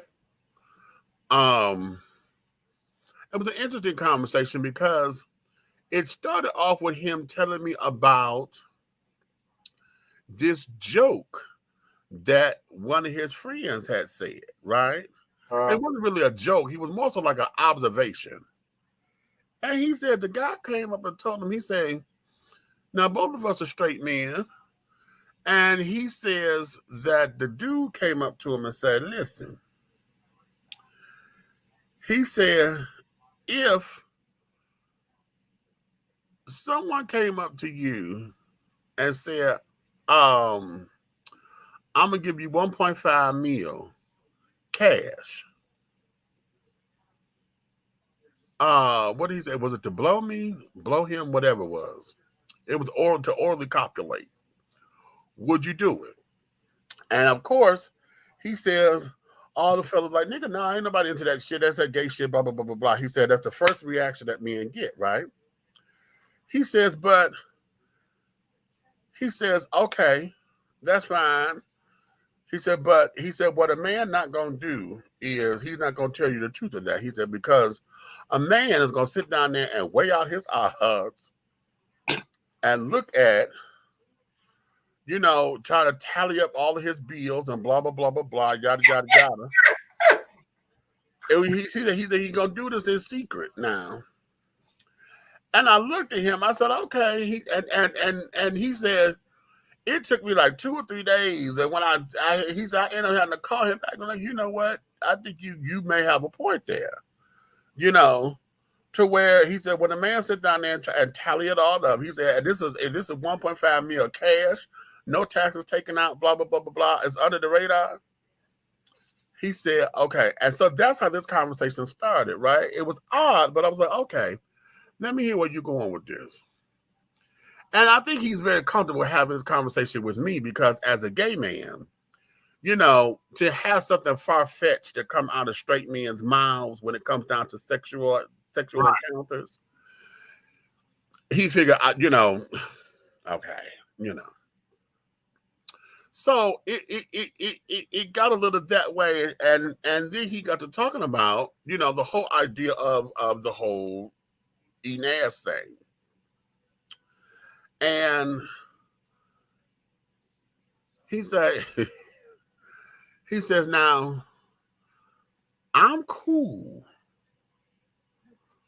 But it's like now, he said, I done ran into women. He said, I'm still trying to understand how women have got to a point where this is something that they want to do. Right? He says, I'm just trying to get into it. He said, because now, he said, I come to find out that I like it. And now it done got to a point to where I come to expect it. You know. He was hitting on you. No, not now, not this one. Okay. What did he hitting on you? So I'm like, okay. I said, well, let me ask you this. I said, now, you like it or do you love it? You know, we're there. I said, because let's look at the schematics. Because he said, I'm trying to understand why women do it. I said, nigga, you got a fat ass.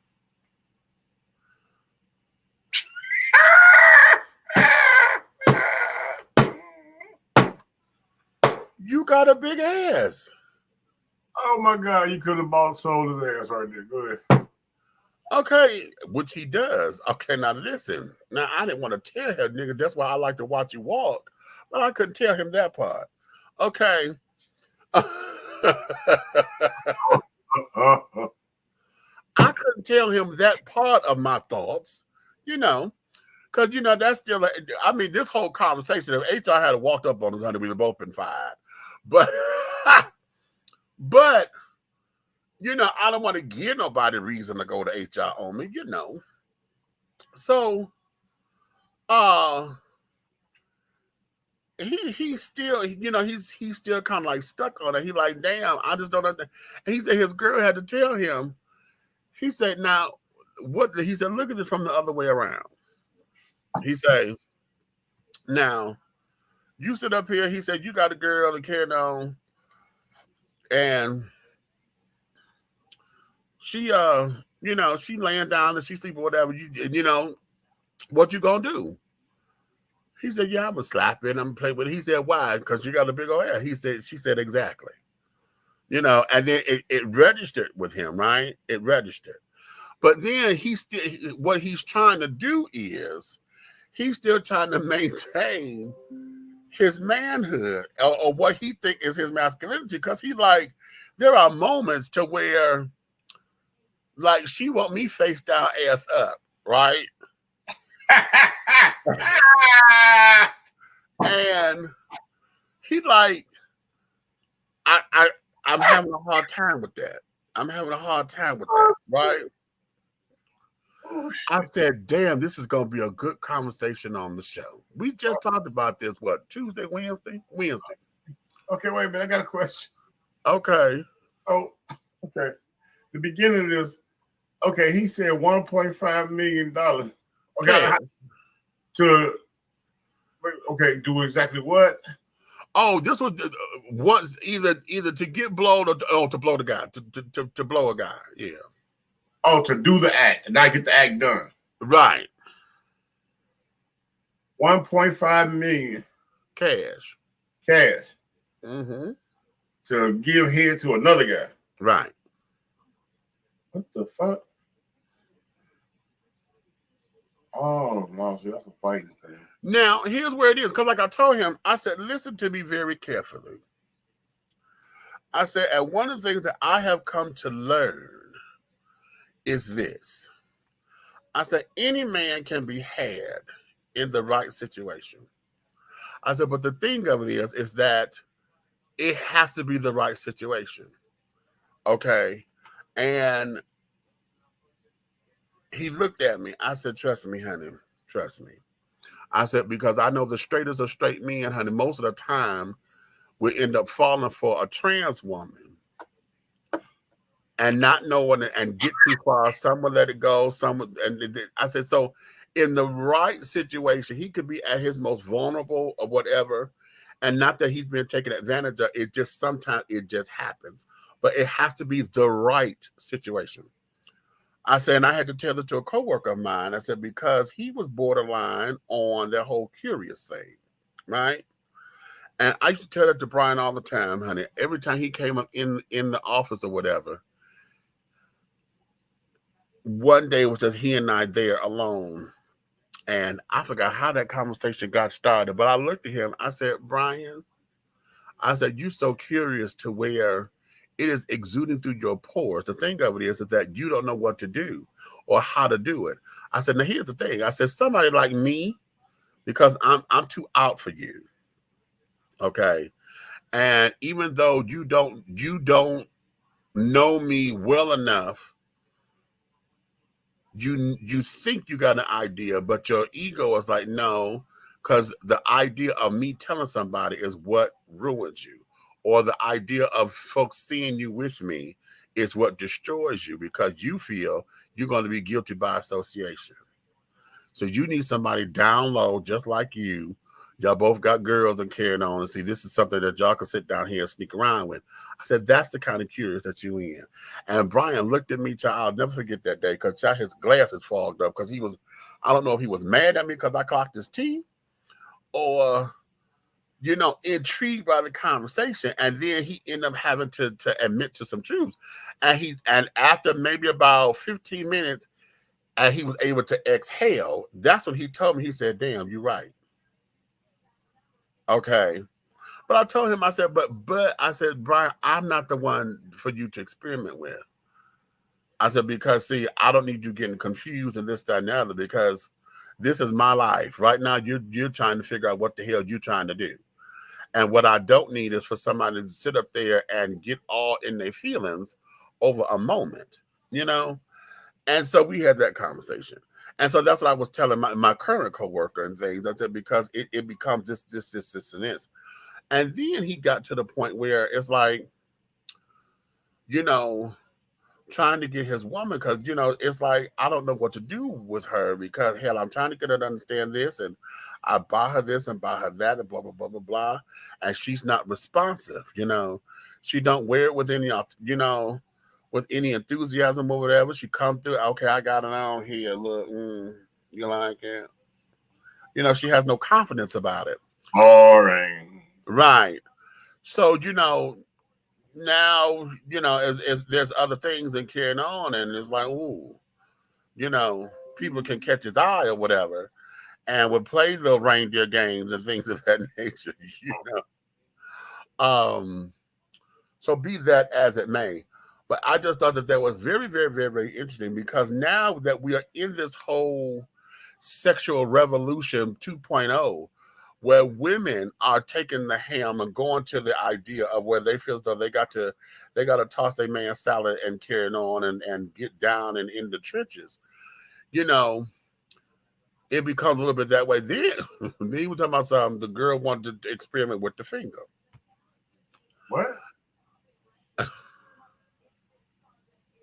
Yeah, she want to play with the dance. You know. You know what? Yeah, no. Play too much. Huh? Some of y'all, I mean, I'm talking to, okay, let me give you the Bernie Mac. America. Oh, wait, I'm going to solo you. Go ahead. Some of y'all play entirely too damn much. You want so much to be the man in the relationship. Soon as a man talk about playing with your ass, oh, shit, oh, it's over with. Relationship gone, dead, and all that. But here it is, you want to play with a man's ass. I'm going to ask y'all, give up the ass. And a man that's on to that kind of shit might give you an ass pass. But you got to go first. Well, interesting. He said, but you got to go first. Wait a minute. So here's where this is. Because, again, you know, he's trying to hold on. He said something very interesting. He said, a lot of us are so busy worried about what our board or what somebody else is going to think or how society is going to look at it. I said, what you do in your bedroom, ain't nobody going to know but y'all. I said, but here's where this is. Okay, here's where this is. You do have women who will be those bitch-ass women, honey, who like to wait till they get in front of your boys and want to try to embarrass you. You know, you got those disrespectful hookers out there, you know, that want to try that shit, nigga. That's why, what, you're with your bitch ass, you know. And God help you if y'all play with toys and this, that, and the other, because, hell, now it becomes a whole big to-do.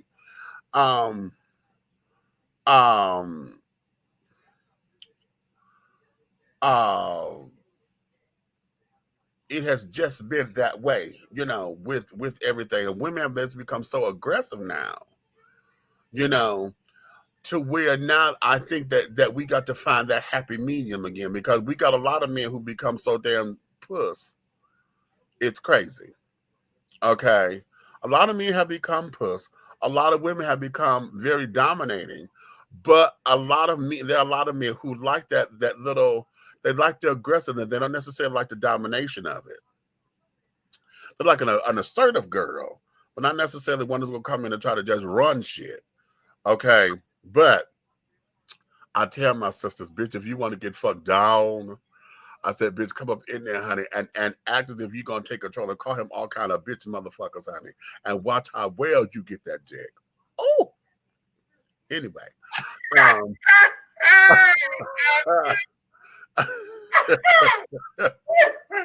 You call him a big, oh my God, honey.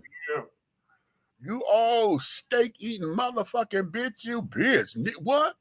Watch him fuck you down, girls. Girls, listen to your sister. Watch him fuck you down, bitch, honey, because he has something to prove. Okay, and fuck all that bitch up out you, honey. But oh my God, daddy, don't do me like this. Okay, yeah.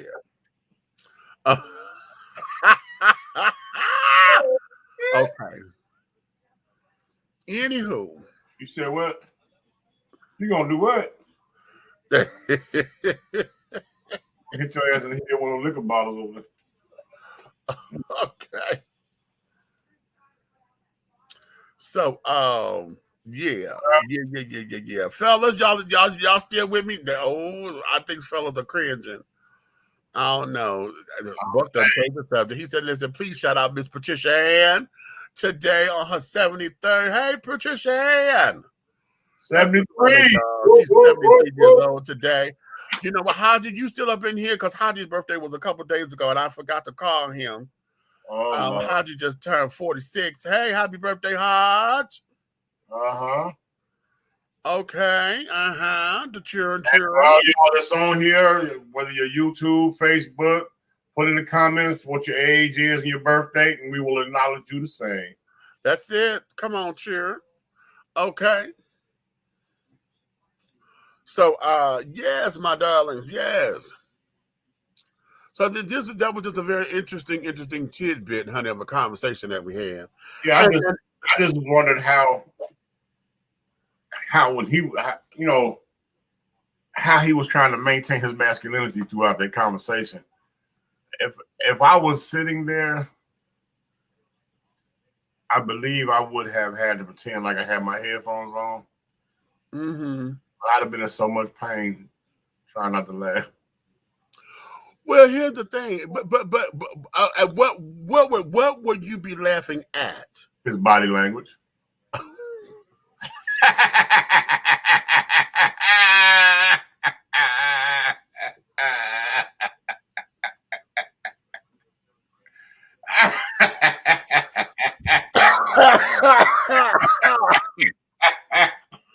Wait, this motherfucker trying to kill me. Shit, wait. Oh, God bless America. How did he say his body language?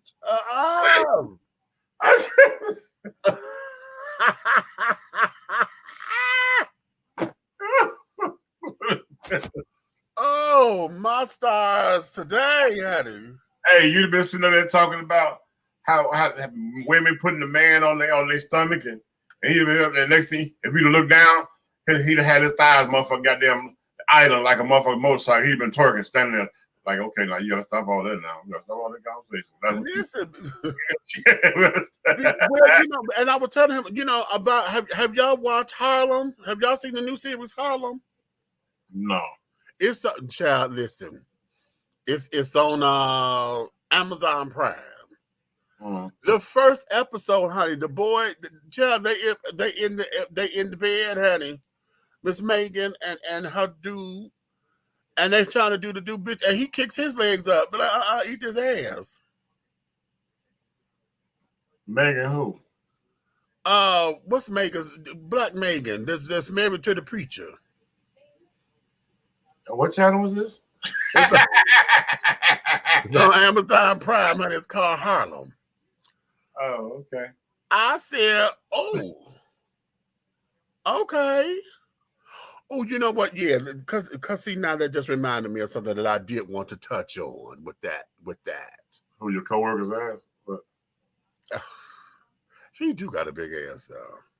Thank you. Shipmate. Making Good. Yeah, that's her. Yeah, Miss Good. Okay. She ended up putting him out. But anyway, but in that particular series, okay, there was a clip that was going around, and I didn't know where it had come from, but I saw it on Twitter first. There was only maybe like 42 seconds or 57 seconds of a clip, right? Mm-hmm. What happens in the clip? Girl comes in, she's trying to get a haircut, right? She at the barber shop now, okay. Dude, the other barber is in there, and he talking, you know, about how he was smashing this girl and this, that, and the other, blah, blah, blah. He's very vulgar, okay? Very vulgar. Well, she tells her barber, like, dude, you know, get your boy. You know, he says to her, oh, he's new. You know, wait a minute, let me see. I want to play that clip so badly, but it might be, yeah, don't do that. It might be, what's the name, trademarked and carried on. They want to ban my shit. But he says to her, you know, he's new, he don't know the rules and carrying on. So he said, yo, you know, we got a lady present. And so his response was, well, if she wasn't so busy trying to get her haircut to look like a dude, honey, you know, well, he didn't say honey, but if he wasn't so busy trying to look like a dude, you know, there would be a lady in here. And besides, we're in the barbershop, it's fair game. You know, open, whatever he said, and she clowns him. And then he continues on about how he nutted in the girl's face and blah, blah, blah. You know, I mean, very vulgar. So what ends up happening was the girlfriend gets up and then she walks out and she leaves, right? Now, the whole big thing that came on the internet was how the script was this and how all barbershops ain't like that. And, oh, here we go, Hollywood trying to denigrate black men and taking away our safe spaces and carrying on and trying to put all the, who wrote this script, who used this kind of language and shit anymore. Barbershops ain't like that. And I'm like, you's a motherfucking lie.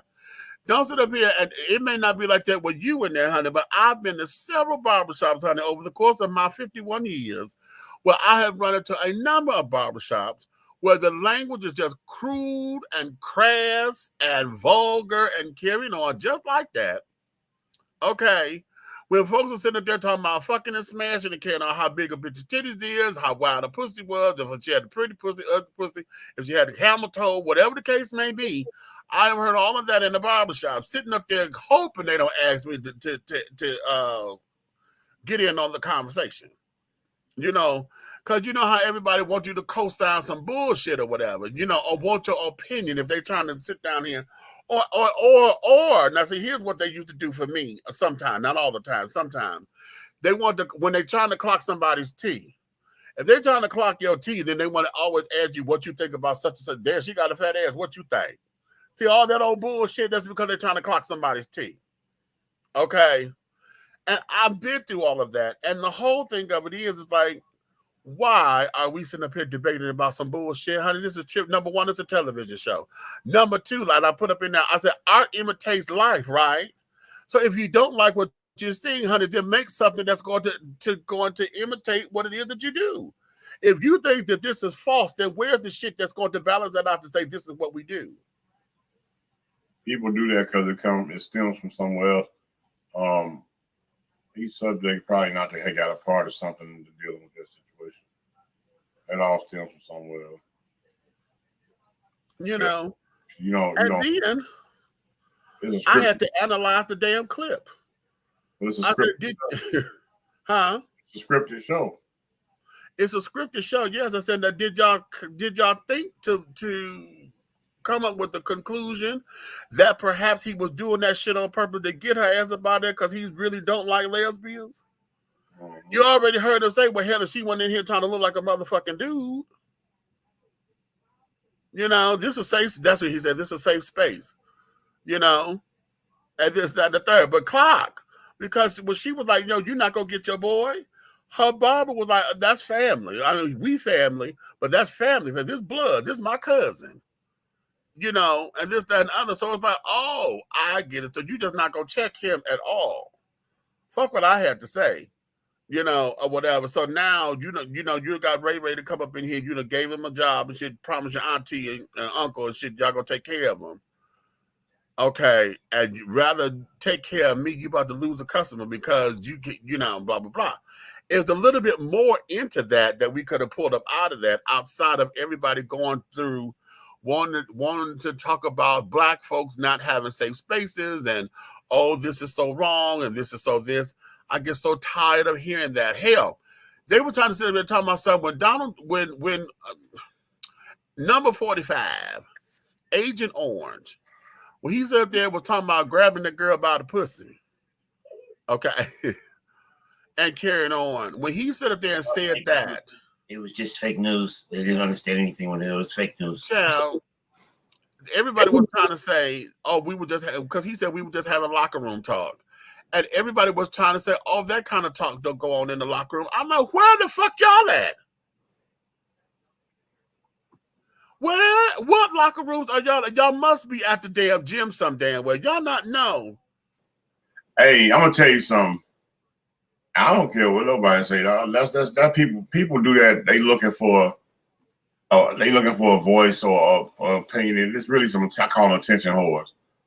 You can't talk about something and the whole world knows that it really is like that. You know, I haven't been in the barbershop shit. You can go get some head in the back room. Hello. Come on, stop playing. Stop playing. You go buy drugs in the back room. Got strippers in the back room. It's got all kinds of shit going on at the barbershop. Exactly. So if that's going on in the barbershop, what I'm saying, what makes you think the conversation up front ain't nowhere close to it? Boom. Boom. Okay. What you said, that's true, means I've been in barbershops and witnessed it myself. There's just as much gossip as there anywhere else. You know what? Let me tell you something about some cackling men, honey. Let me tell you something about some cackling men, because they will honey child you in the minute, bitch. Listen, have y'all heard, especially an old man, an old straight man, he'll get the honey and oh, well, wait a minute, he won't say here's the tea. Well, he'll say was, oh, it went down like this, and oh, well, child, now, and this girl, and this girl, and this girl, and please, child, bad. Men are the child. Men will gossip their motherfucking asses off, child. You better believe it. It ain't gender specific. Men gossip their motherfucking asses off, child. They got all the damn tea. All it takes is one person. I'm gonna tell you what sets it off in the barbershop. That's it. All you need is one doggone hourglass, fat ass, teardrop, motherfucking back, big breast sitting out with a spandex dress on or a cat suit. Yep. Yep. You walk in, and when she walked out, that's it. It's going down. Oh man, I banged me one look like that the other day. What? You know, and it's on. Yeah, all the way from who banged her, if her ass is real. Okay, if her titties real, you know, she got sisters. It's the whole gamut. The whole entire gamut. Okay. Yes, it is. Yes, it is. Yes, it is, child. But yeah. Right. Okay. Now here we wasn't trying to go all there today, honey. I'm trying to save all that for later. But we're gonna talk about chicken butts. My fault, man. My fault, man. I just thought, you know, I see when I see things periodically out throughout the day, you know, I can't depend on just my mind. I have to see what other people think about stuff. You know, I saw this man sit down. He had a whole rotisserie in front of him, right? Right. And the wings was up here. They were like this, right? Okay. So, you know what I'm saying? They still had that part on it. Uh-huh. Right. Okay. So they was like, so it was like he pulled that part up like he was grabbing it by the arms and stuff. Kind of like he was finna do a 69. You know what I'm saying? Okay. Right. All right. Because he was bringing it up there like that. But then he turned the bird around and he grabbed the two chicken legs, right? And he kind of pushed them to the side. And I was trying to figure out what the heck was he chewing on. Because he down there, he came up with a greasy face. I'm just saying, but the little legs, they was just a moving like this, me. Mute, mute, mute, mute, mute, mute, mute. I'm finna get to hit him. Mute. With his MF for hot sauce. I beat your ass.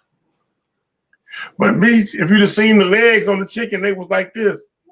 And I thought the chicken was already cooked. Because it was just a moving like this. And in the middle, you saw this whole head like this. And its legs was going like this. And I was like, and then he came up and his whole face was greasy. Me? Where you go? You ain't saying about eating chicken. Yeah. No, where? It was on YouTube. Bring your ass up. Good night. I'm just saying. Right. I cannot. I will not. I cannot. Okay. I did not judge the man how he ate the chicken butt. You know what I'm saying? Boy, hush. Yeah. It just hurts. Hell, I don't know what you're talking about. I'm going to give me a rotisserie tomorrow.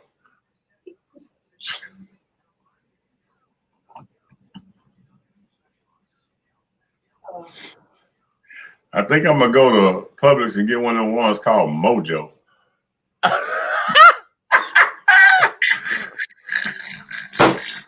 No.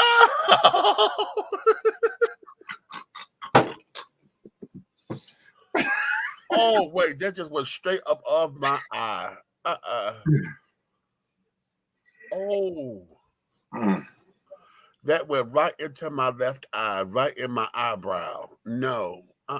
What one in your eye? You got company? What? No, that laugh just went right here. Oh, I was going to say, well, you better wipe your eye out before you turn the camera. No, you can't wipe, honey. You got to dab. That shit. Oh, I hope it don't get in your eye. That shit feel like rocks. Anyway.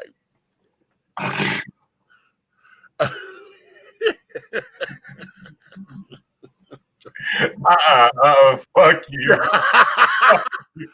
Don't go nowhere. Where you going, Red? Come on, Big Red. Big Red riding hood. Come on, Big Red riding in the hood. Come on. Wow. All right, motherfucker. Touche.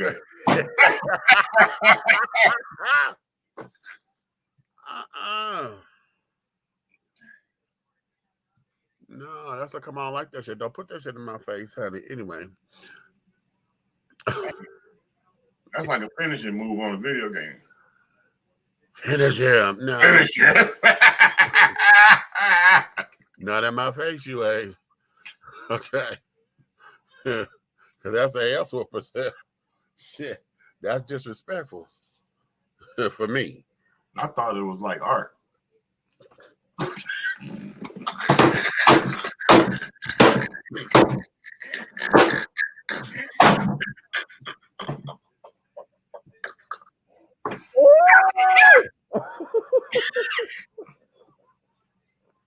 Oh shit. Oh! Man, he spit his drink. Oh!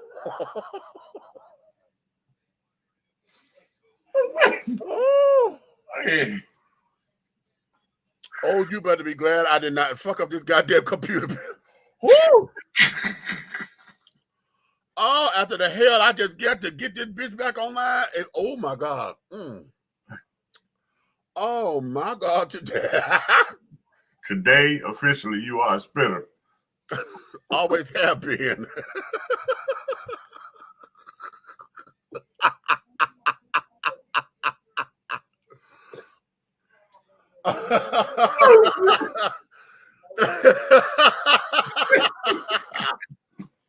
Oh shit. No, wait a minute. Let me wait. I'll wait. Okay, I'm done. I'm done.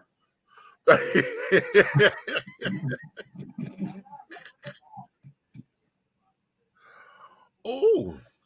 Oh Lord. Okay. Now let's go here.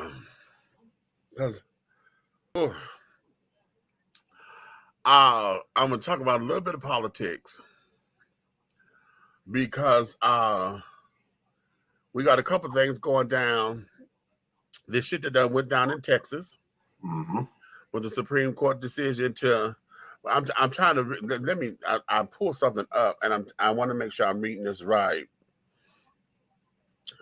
And that they said the Supreme Court ruled that a lawsuit challenging the constitutionality of the new Texas abortion ban can proceed before oh shit, wait a minute. My ad blocker is up in here. I gotta refresh the page. It said that it can proceed before the law is enforced against anyone. But the Supreme Court allowed the Texas law known as SB 8 to remain in effect during the challenge. The decision came after justices heard arguments in separate cases on a Mississippi law that threatens the constitutional right to abortion enshrined in the Roe v. Wade ruling.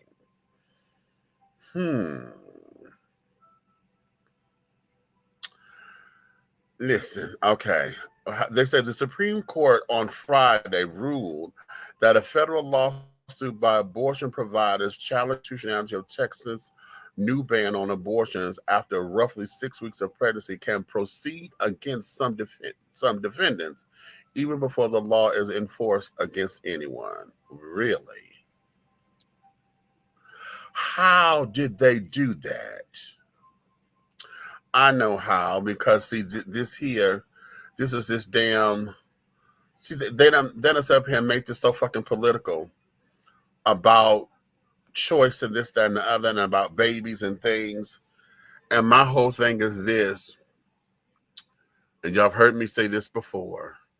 If you're going to ban and stop abortions and all this, that, and the other based on some kind of moral code, then that means every one of these motherfucking pro-lifers who are for this kind of bullshit will be down here at these orphanages and these homes where these children are. How come we don't have a lot of foster parents who take in these kids while the parents are adjusting and redeveloping themselves?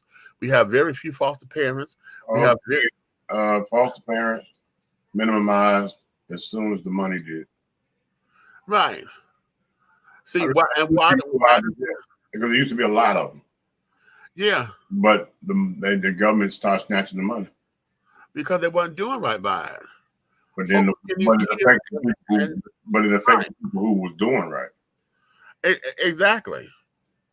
But see, my point is this: we know that because of what the system did, and because there was money involved. Right. But everybody who's sitting there saying that, okay, we have a right to life and this, that, and the other, I'm pro-life, pro-life, pro-life.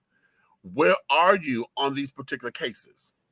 Where are you? How come you're not down here child welfare and carrying on saying, okay, we're a family who will bring these kids in? If you're so fucking pro-life. Where are you when these children, honey, who are asking to be adopted, looking for homes? Okay? But because you want to have a baby, so a lot of kids want to get into I want a newborn baby so I can have the experience of being a mother and blah, blah, blah, blah, blah. Going through. We got all these kids in the system, but you say you pro-life. Overlooking a child that's between the ages from 2 to motherfucking 11, you are a real motherfucker. Right. Okay. You in a position where you're approved and you're in a financial state where you can actually doggone raise a kid and you can get a kid and adopt and all that. You know what I'm saying? You done all the bells and whistles. But you will sit here and watch those other kids' lives dissolve because you're waiting on a newborn? Because you're waiting on a newborn. Right. But right. What about where are y'all to be down there to help out and to at least, if you can't bring them into your home, how come you're not down there volunteering? Or at least making sure that the orphanages have, you could sit down there to these kids. Hell, maybe you can't bring them home, but you go down there and visit them every day. Make sure the big brother, big sister program type of thing to where you're mentoring them and something. Where are you pro-lifers? Where are you? Where are you Republicans who say that y'all want to stick up for this? Where are you? Because I don't hear about that. I don't hear about that in the numbers. The way how they come out and protest this shit, the way how they sit down and want to, back in the day when they were trying to bomb abortion clinics and carrying on, the way how they're out here saying about right to lifers and things, all of you Christian children and things who keep talking about this is a sin and blah, blah, yakety. Okay, where are you? Where are you when all of these children's lives are at stake? How come it is taking us to have to create laws about child sex trafficking before you do something? If you so motherfucking pro-life. Okay. They proceed. Why? They proceed. Okay. Means the seat they hold in their political values. That's what it is. Right. So I have a problem with this and all of this. And then you're not looking at it from the standpoint of y'all gonna force folks back into those back alleys and where these folks are going to be killing themselves, literally trying to abort babies with just the idea of somebody putting a hanger up in themselves or whatever, trying to scrape the fetus. My problem is this: who ordained you to have God-like decisions in a person's life? Yeah. Like, where do you have the audacity to tell? What if the child is conceived of rape? Right. Or the sick ass world, the child. What if the child is conceived and it's an intermingling situation of incest? Mm-hmm. And we have no concept. Right. I just see in the strides that we're making, especially now that we have technology and things, I just see us starting to move backwards. Just like you said earlier, the computers are taking over and carrying on and blah, blah, yakety.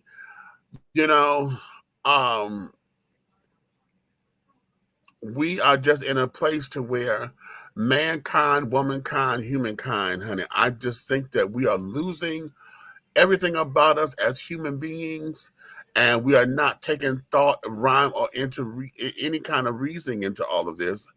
And instead of us coming with a meet in the middle kind of solution, we want absolutes. And this here is just it's problematic. And y'all heard me say this before. I am very pro-choice when it comes down to the rights of women and carrying on. And this is why I believe God has made sure that I'm gay, because there would be no thing that a woman comes to me and tell me that she's pregnant with my baby, but she don't want to keep it. That's a lie. That's a motherfucking lie in my book. And see, that's the other problem that I have with this. Everybody keep talking about something. You can't tell a woman what to do with her motherfucking body. But bitch, that's that man who wants to be part of that child's life that said, that's my baby. Y'all stripped him of everything. And that's part of this argument that I'm not nowhere near hearing. We don't never hear about that part of this particular argument. But y'all want to hear about it when the motherfucker pay for the motherfucking abortion, right? You want to make sure you tie his hands to that, to make sure he pays for it, to make sure because you don't want to blah, blah, blah, blah, blah. Y'all make sure of that. And I'm having, I'm just having an issue with all of that. Okay, because it's very one-sided. Now, ladies, I don't want you to misconstrue what the fuck it is that I'm saying, because I know this soundbite will go across the world and it'll say one thing. But listen to me very carefully. I'm fighting for your rights because I believe you have the right to choose. But I'm telling you, personally, for me, this is why I know God made me gay, because there's no way in hell, heaven, or anywhere in between, purgatory, there is no way that a bitch will come to me, and yes, I'm saying the word bitch just like that, that a bitch will come to me and tell me, oh, I aborted your baby, because that's an ass whooping as far as I'm concerned. Because I want mine. I want mine. But if you ever say that that's something, you can never come to me and tell me that's what you did with mine. You can never come to me and tell me that. Point blank, period. Yeah. So you can have your choice, but but if it were mine, you can't come to me with it. Yeah. See, now that's just it in a nutshell. But the idea of telling somebody that what they can and cannot do, that no, hell no.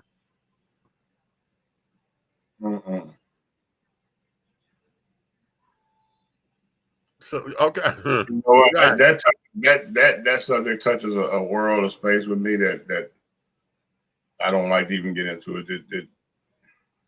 Right. It put me in positions I'm in today. So okay. Right. Okay, then let's go here. Because see now, former Senator David Perdue is now one of our gubernatorial candidates. You know, he threw his hat in to go against for the the GOP nomination for governor. You know, he's going up against Kemp as a Republican, so they're going to battle it out to see who gets the nomination for governor. Okay.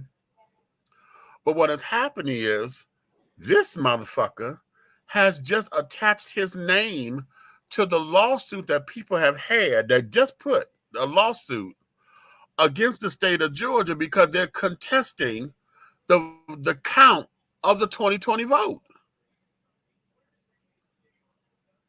And I'm like, what? The vote how long ago was that? And y'all talking about something, y'all protesting the count?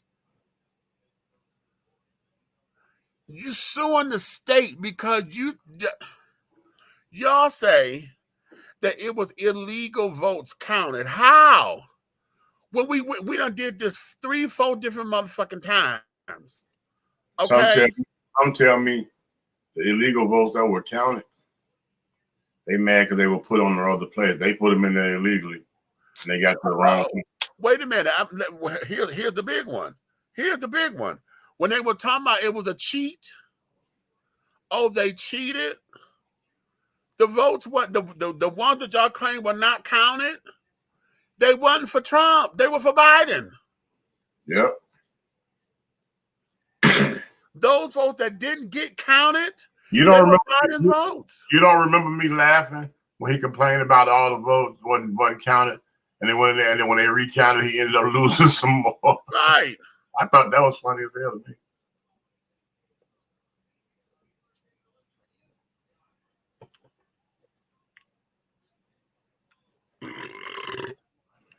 Pardon moi, but I needed to do that, honey. That's that damn Coca-Cola. Oh, God, yes. That was hurting me, honey. I'm laughing at you almost spilling this damn shit, honey. That was just caught up in there. But yeah, so now the question becomes, this is going to get very ugly. Already these two motherfuckers throwing jabs already. From day one, when Perdue sat up there and made that first his announcement video that he's running, he done already called out Ken. Well, hell, if you wasn't sitting up here letting Stacey Abrams do this, and this, then we wouldn't be this. That's in your first video. So now, this is going to be very ugly, very that way. But the question becomes, child, we can't get y'all asses to get out to vote for what? What is it about voting that people don't want to be dealing with? Okay. The long lines, and I'm gonna tell you what the biggest thing is the harassment from law enforcement for the young black men.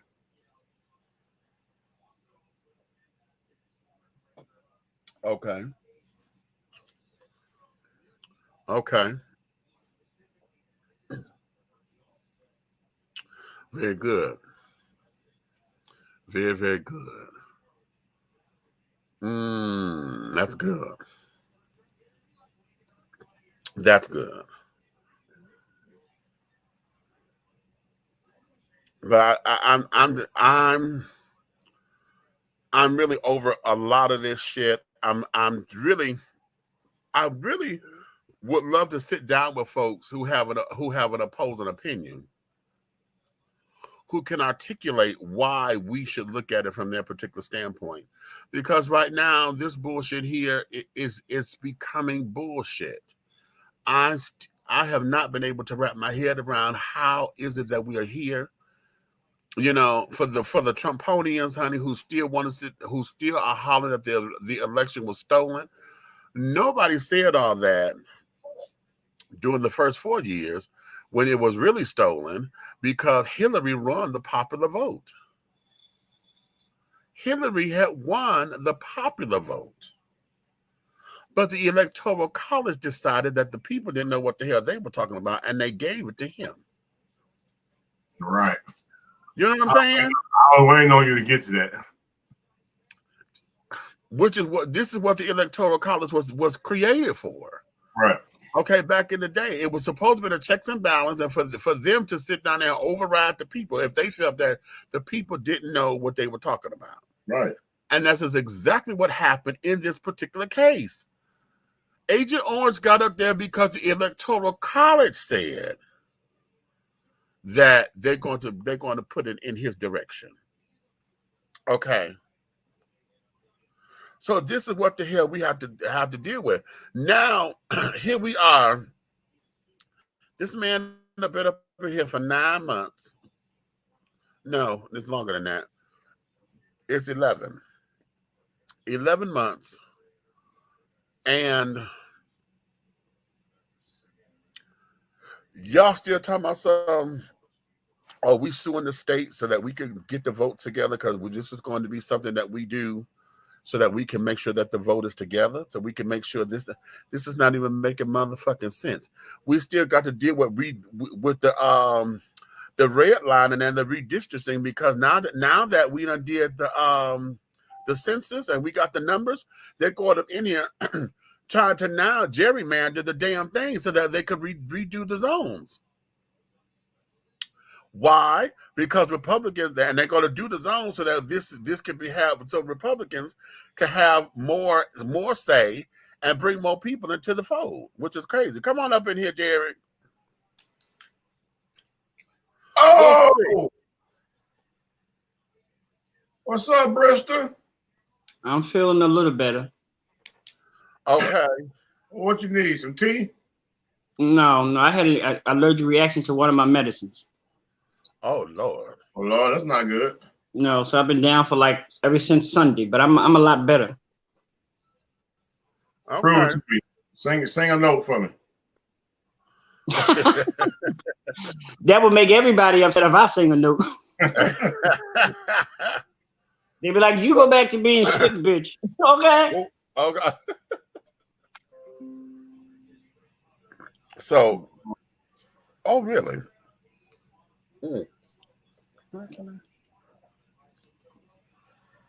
Oh, okay. I usually don't drink soda, but yeah. But this is what this is, because now that we are here, we're getting geared up. I'm put out something. I'm hoping I can get Miss Stacey Abrams to come onto the show before her calendar gets booked, and carrying on. I want to get her now while it's still early and fresh in the campaign, so that we can get an early platform and this, that, and the other. Hopefully we can bounce some ideas. What do y'all take on reparations? I know we've probably covered this before, but what do y'all take on reparations? Because this comment is coming back up again. I saw this on Twitter that somebody was having should black folks get reparations? It was somebody. USA Today, it was a newspaper like thing. They was having a symposium. Tariq Nasheed was like, well, I want to know who's moderating this. But what are your take on reparations and things? Should black folks get reparations? And if so, what is a decent amount? At this particular point of the game, honey, what would be a decent amount for us as 13% of this particular population, which I think is more than that? I think we probably went up to maybe 15, 20. But see, you gotta keep in mind our population is only calculated through people who fill out census. If you don't fill out census, you're going to get the populations according to the census, not according to what's actually here. Exactly. How about that? Okay. How about that? Okay. That's so right. Now in doing this and carrying on, what are your thoughts on that? Tracy said, I think we should. Yeah, but how many of them? How many of them just want a bag of money in the Cadillac? Wait a minute, but are we concerned about what they're going to do with the money? Because I know that's one of the things that I have, and I shouldn't be worried about that. At the same time, I am, because I'm like, let's look at. I look at bullshit like this when we got these little stimuluses and shit. Okay, how everybody, the thought that is in my head constantly is when we got the $600 stimulus check back when Obama first did. Remember when the stock market, we got that $600 little stimulus check? Mm-hmm. And the thing that was on the motherfucking news that just wore me out was how everybody was in the line at Nike over here at motherfucking Greenbrier Mall, and how that line had wrapped around the motherfucking store. Okay, the entire mall, the line wrapped around the fucking mall, because folks was there trying to get these damn Jordans that was coming out that day, and they only had X amount of pair.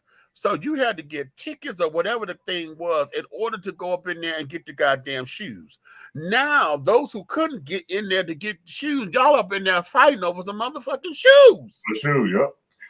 But see, the downside, the part of that whole reparation thing that bothers me is two things. First of all, when everybody else got their reparation, they never was worried about how the fuck they was going to spend their money. Let's keep it real. There you go. And they never put anything in the newspaper say, oh, the Native Americans did this with their money, they did that. So that bullshit is irrelevant, because at the end of the day, once you give somebody their money, yeah, you would hope that they would invest it or what. But bitch, once the money's there, you don't have no control over what the fuck they do with their money. Period. Right. And then you need to worry about what you're gonna do. See, and most people worried about what people do with their money. They're not worried about what the fuck they're doing with their own money. How about that? Okay, I'll give you that. Because when everybody else got their reparations, nobody ever asked them, any of them. The Jews, the Japanese, nobody ever asked them. So what are you going to do with the money? And there you have it. Only thing they said was, here's your money. And there you have it. Now, let's go here, because my whole thing is this. As far as reparations and shit are concerned, I'm looking at the amount. What are you saying is going to be some kind of adequate amount of money that will sit down and say, hey, you know, this is us. This is us as a people. This is us. What the hell would we do with it? Okay, Pride, what you say? Hell yeah, Black deserve it. Japanese, Jews, and even many powerful white slave owners receive reparations. Also, it was promised to us and never given. What amount? What amount? Okay, what amount? Because see, my whole thing is this. If we're going to give reparations, I think it needs to be on installments and carrying on to where it's ongoing, to where it builds up, it can build up interest. Shit. Give me, you know how they do with the lottery? You know, if you take the cash out option, then they take half the money and tell you, oh, your lottery, okay, no, you didn't win the 400,000 because you got the cash out option. You only gonna get 67,000. Where the other 300-some-odd million, honey? Okay, if I won the $400 million, and you say because I took the cash out, the one-time cash out, that it's only 60. That ain't what the prize is, motherfucker. I'm supposed to get the whole 400. Okay, then you still tax this bitch. Okay. Now you say that the prize, okay, because I want the cash out. So you ain't gonna give me the 400 million. You're gonna give me 67 million. And then you're gonna tax that. Okay. Now, from what I'm understanding is, and those of you who have no math, get with me, honey. Because if I'm not mistaken, lotteries and those kind of winnings are considered to be a luxury tax. Luxury tax at one point was 56%. So you're taking more than half of it in taxes. Okay. So not only did I not get the whole 400 million that you lied, then you're going to take another 30-some-odd million in taxes? Really? Okay. Okay. So now, so where is it? You know, so what is it that we see? My whole thing is, if you don't want to sit down here and give us the coin, then all of us have student debt. We got loans and stuff on our houses and mortgages and carrying on. If you want to sit down there and give us reparations, bitch, sit down there and give me my land, honey. Give us free. Okay. Give us free. Wipe my debt clean. Give me my motherfucking land that this house is on, that I done bought. Give me my land. Okay. And wipe this shit clean and start from there. See, why is it that these goddamn schools are costing so motherfucking much? There should be no, I'm so sick of education going up and nobody's able to pay for it.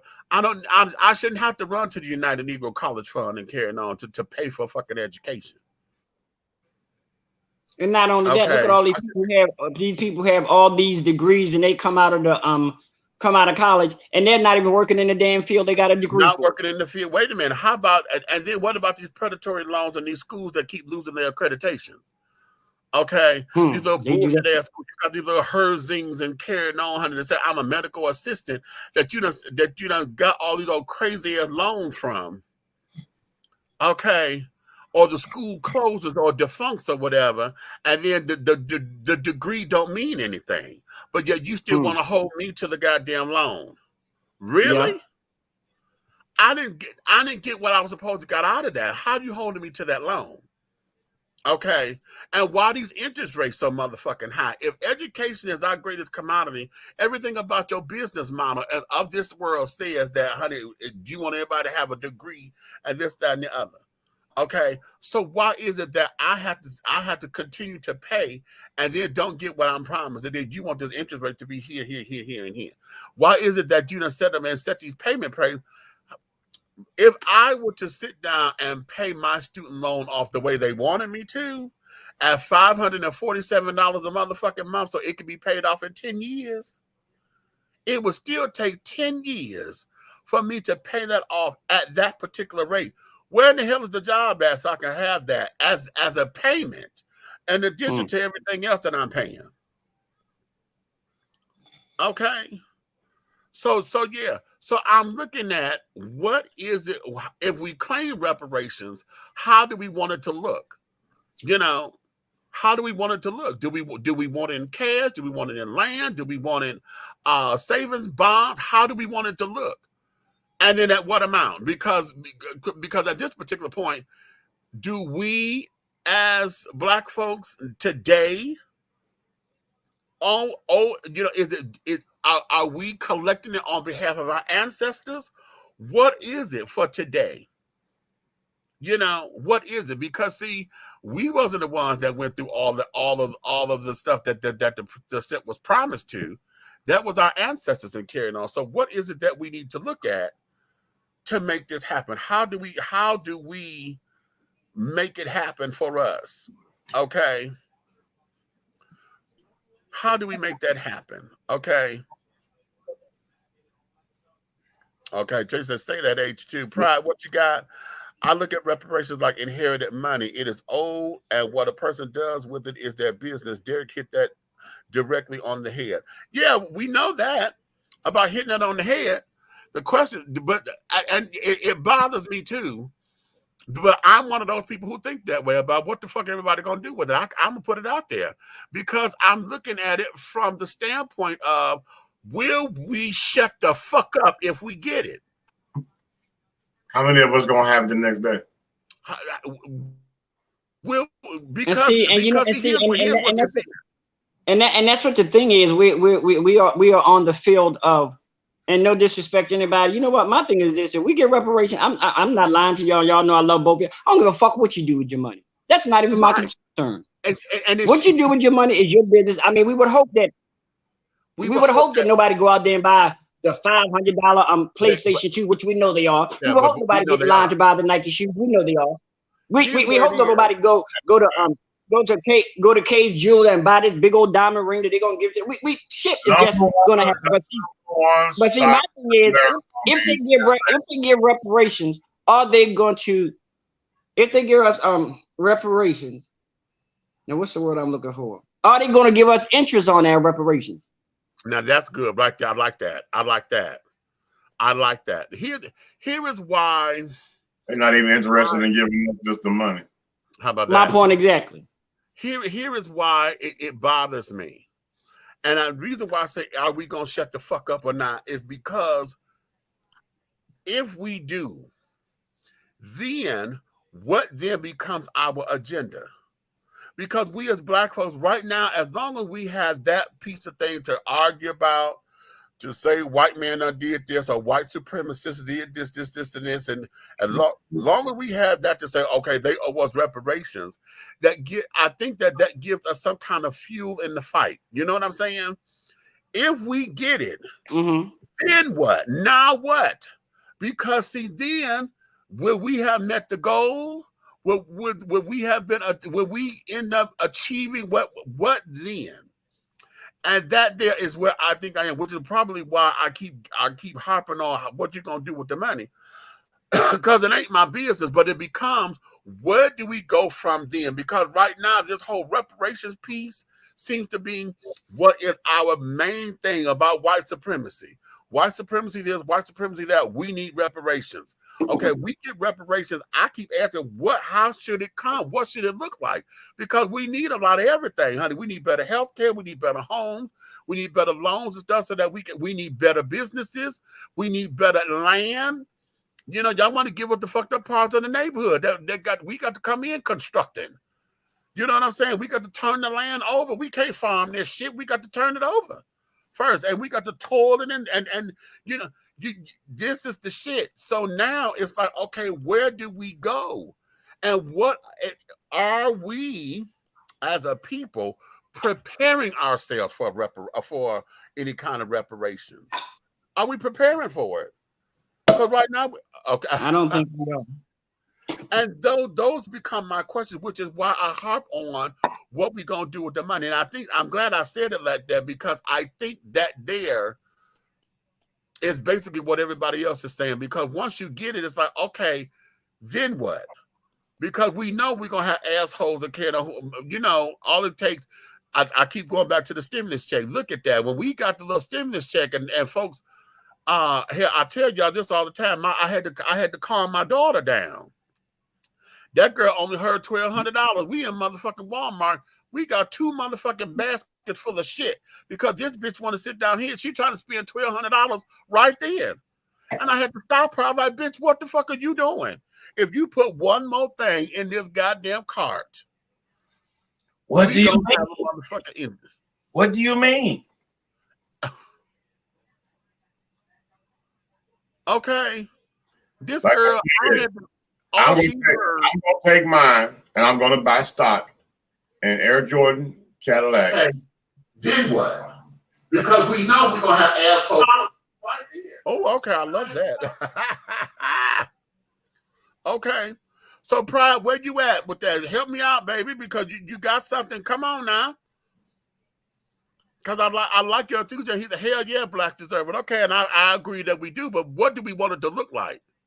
What do we want it to look like, and what the fuck are we doing right now to prepare ourselves for it?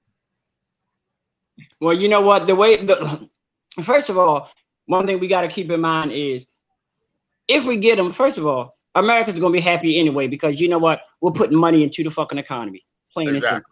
Do they worry about how we put money into the economy? Hell no. But they just know that this is going to be money that's going to boast the economy, especially for African Americans. Right. Right. Who the hell are these little bots, child? I'm so sick of these damn bots coming up. They are on YouTube with all these damn little sex little things that they poking up in here. Oh, hello. Little viruses, little things. So I'm just blocking them all, child. And they just coming in with different names. It's the same shit they post them. You bring up excellent questions. You know, and the thing that I had with he said you bring up excellent questions. I don't have all, if any, other answers, but you have an idea. You got an idea. What would you want it to look like? You know, if you say that we deserve it, then you got to know what you want it to look like. Just from a personal standpoint, and let's see how we can build on it. I think it would be better if we would get in installments because that way we can at least get interest on the money. Those of us who have sense. And then you have it. Boom. I like that. I like that. I like that. First of all, I would need to know the exact amount, and then I would have a better plan of how I feel it should be given out. Okay. But it's hard to plan for something when you're guesstimating what you're going to get. But see, this goes back to my point. We keep saying we want reparations, but what does it look like? And what amount? At what amount? Because here's the thing: is to me, if they came up with some kind of astronomical price or whatever, maybe they say that every black person, they're going to put a chunk of money aside. Maybe they say 1.5 billion. Okay. And you're going to sit down here and divide that up between however many black folks we got in the country. Okay. So everybody, oh, wait a minute. How many black folks do we have here? Wait a minute. Hold on. All of them black.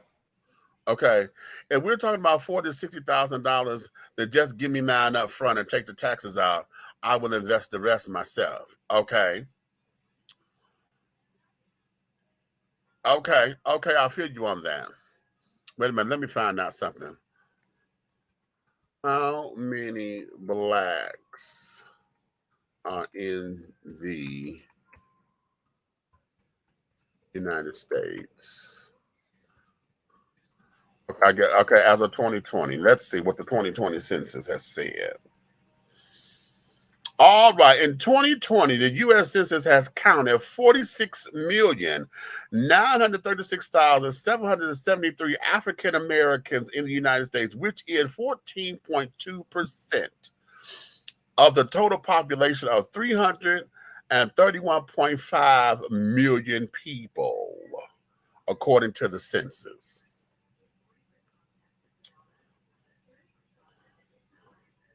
Okay, so now let's do this. Let's do this. Let's do this. I'm gonna do some rough calculations. Okay.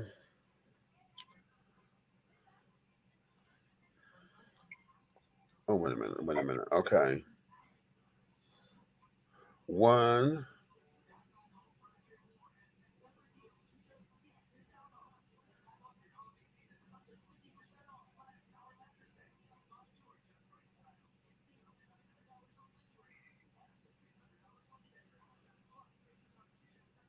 Thousand million. Wait a minute. Billion got 9 zeros, right? Wait a minute. 1,000 is 3 zeros. A million is 6 zeros. A billion is 9 zeros, right? Okay. Okay.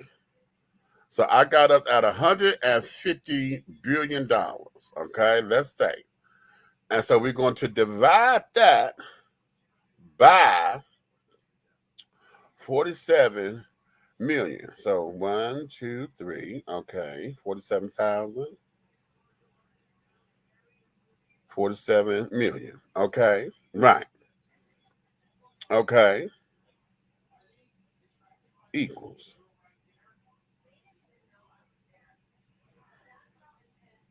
Oh, that can't be right. That is that only $3,191.50 and $150 billion? That cannot be right.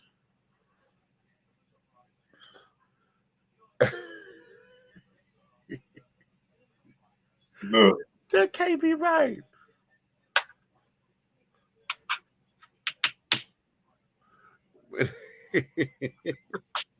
That cannot be right. I can't. Wait a minute. I got to realize how many zeros is in a billion. How many zeros in a billion? Okay. Oh, okay. There we go. Right. It's 9 zeros. That's what I thought. Okay, I did that right. I did it right. It's 9 zeros. Good evening.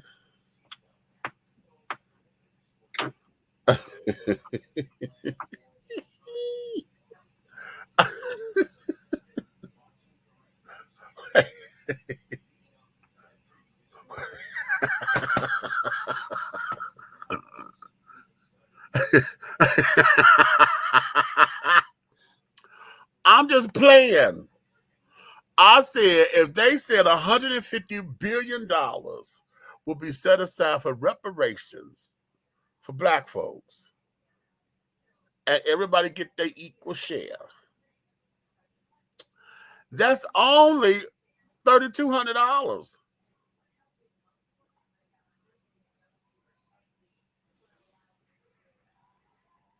Ooh.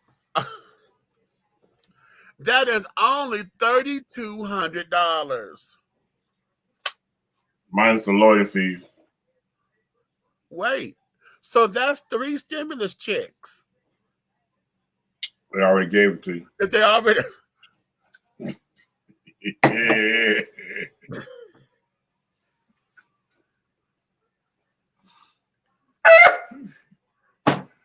Oh shit! You already stimulus.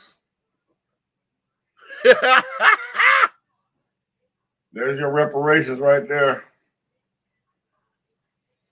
Look at that, Jesus. And this is just speculation. This is just purely a coincidence. This is just pure speculation. Okay. Now wait a minute, Pride. What was it? How many I see what you're doing. What was the ticket with the who was it? Was it the Japanese? Somebody just what was it? The Japanese or somebody just got some a payment. Was it upon the Clinton administration or something? Somebody had just got some kind of reparations payment or something. I think it was Jewish folks or was it the Japanese children? Somebody just got something within the last 10 years or so that kind of got it, and which is why black folks are like, well, hell, y'all giving them this. How come we ain't got ours? How much was that? Okay. What you say? However, I can't say I would trust our government to do what is right by the money in terms of guaranteeing it would be there when, judging from the fact that we are having this discussion right now. Interesting point. Okay. Very interesting point. Okay. Very, very interesting of a point. Okay. Okay. What you say? If we are talking a more fair number, such as 1.5 million, then maybe I would invest. Maybe I want an installment plan. So you're talking about if everybody get 1.5 million each. Wouldn't that bankrupt us, honey? Because hell, at 1.5, that's $1.5 million each. And it's already like 47 million people. Okay. 1.5 million. So wow. Have anybody ever done research? I mean, to see for all the other nationalities, what were their reparations? I just asked that question, to find out what it was, because who was it? Was it the Jews or the Japanese that just got something during the Clinton administration? Because black folk, we got all tight-lipped and carrying on. How you paying them? And yet, we ain't got ours yet. Blah blah blah. Okay, I need to look at that and see what that is. Okay, and see exactly what that is. Because see, here's the ticket. Here's the ticket. Here is the ticket right here, honey. Here is the ticket. Oh, wait a minute. Let me do that again. I'm gonna do that again if we did this as if we did this as a trillion. Let's see. Okay. Let's do 150 trillion. So that's gonna be 12 zeros. 1, 3, 6, 9. Okay. That was a whole man right there. Hallelujah. 7, 2, 3, 4, 5, 6. Okay. Equals. Okay. Well, all right, that's a little better. If we were to get $150 trillion set aside that they gave to everybody, it would break down to everybody getting $319,149. I'm gonna round it off to $319,149. $319,149 if they were to say we would set aside $150 trillion for reparations. Okay, then. Okay, but the question is, who qualifies for it? Do you have to be an adult? Can you be a teenager? Can you be an infant? I mean, who would you give the money to? Would you give it to somebody that's 5 or 6 years old, or you would only give it to people who are 21 and older? How about that? Well. And you can't say you're going to just give the money to families because everybody don't have a family. I'm just going by the census. So I figure that we're going to do and give it to everybody who was counted. And according to 2020, we got 47 million, blah, blah, blah. Okay, we got close to it's 40, almost 48 million people, black people in this country. Okay. They counted the census, they counted kids, though. Huh? The census counted kids as well, didn't it? Exactly, which is what I'm saying. So I'm doing that. Their money should go into some type of account and distribute to them at 18. Mm-hmm. Yeah. So yeah. So here's where we are, because see, now we're talking about all these particular questions: who qualifies and blah blah blah blah blah. Right. And at this particular point, right there, it's on my fucking nerve. Give people what they need to survive, and quit motherfucker trying to figure out how to disqualify them to get it. Right. How about that? And then here's the question. Here's the question what is it? What would happen to programs like the SNAP and the food stamp program and Section 8 and this, that, and the other? Will reparations end those particular programs? Let me explain something about that. I'm going to say, because I knew you were going to get to that. Just like you said, it was 3 something, right? Let's say just particularly, we're hypothetically going with this number, 3 something. Right. After doggone legal fees, lawyer fees, taxations, and doggone payoffs of student loans and all that stuff, everybody probably get $250,000. Okay? You understand where I'm going with that? Everybody probably get $250,000 after they get through goddamn figuring out how to bite at every motherfucking check. Okay. Now, what that's going to do, that's going to put take the debt out of programs like SNAP and all that, EBT and all that. Now, will they go away? No, the program's not going to go away because you know, just like I know, that Ray Shaniqua and Auntie Betty and all the rest of the motherfuckers is going to be motherfucking goddamn at least 30% of them going to be broke in 30 days. Right. But they'll be ghetto fabulous though. Okay. Wait a minute. They'll be a ghetto fabulous broke bitch. Okay, wait a minute. What you say? I think it was the Jews because either Mercedes or BMW had used Jews in the concentration camps as labor, killing those who didn't make quota. Okay. Okay. In 1948, Congress issued a reparation fund of $38 million. And then awarded each survivor $20,000 in 1990. Okay. About 80,000 people claimed reparations for a total of about 1.6 billion. This was for the Japanese.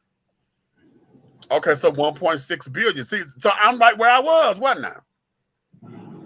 I'm right where didn't I say that? This is where I was.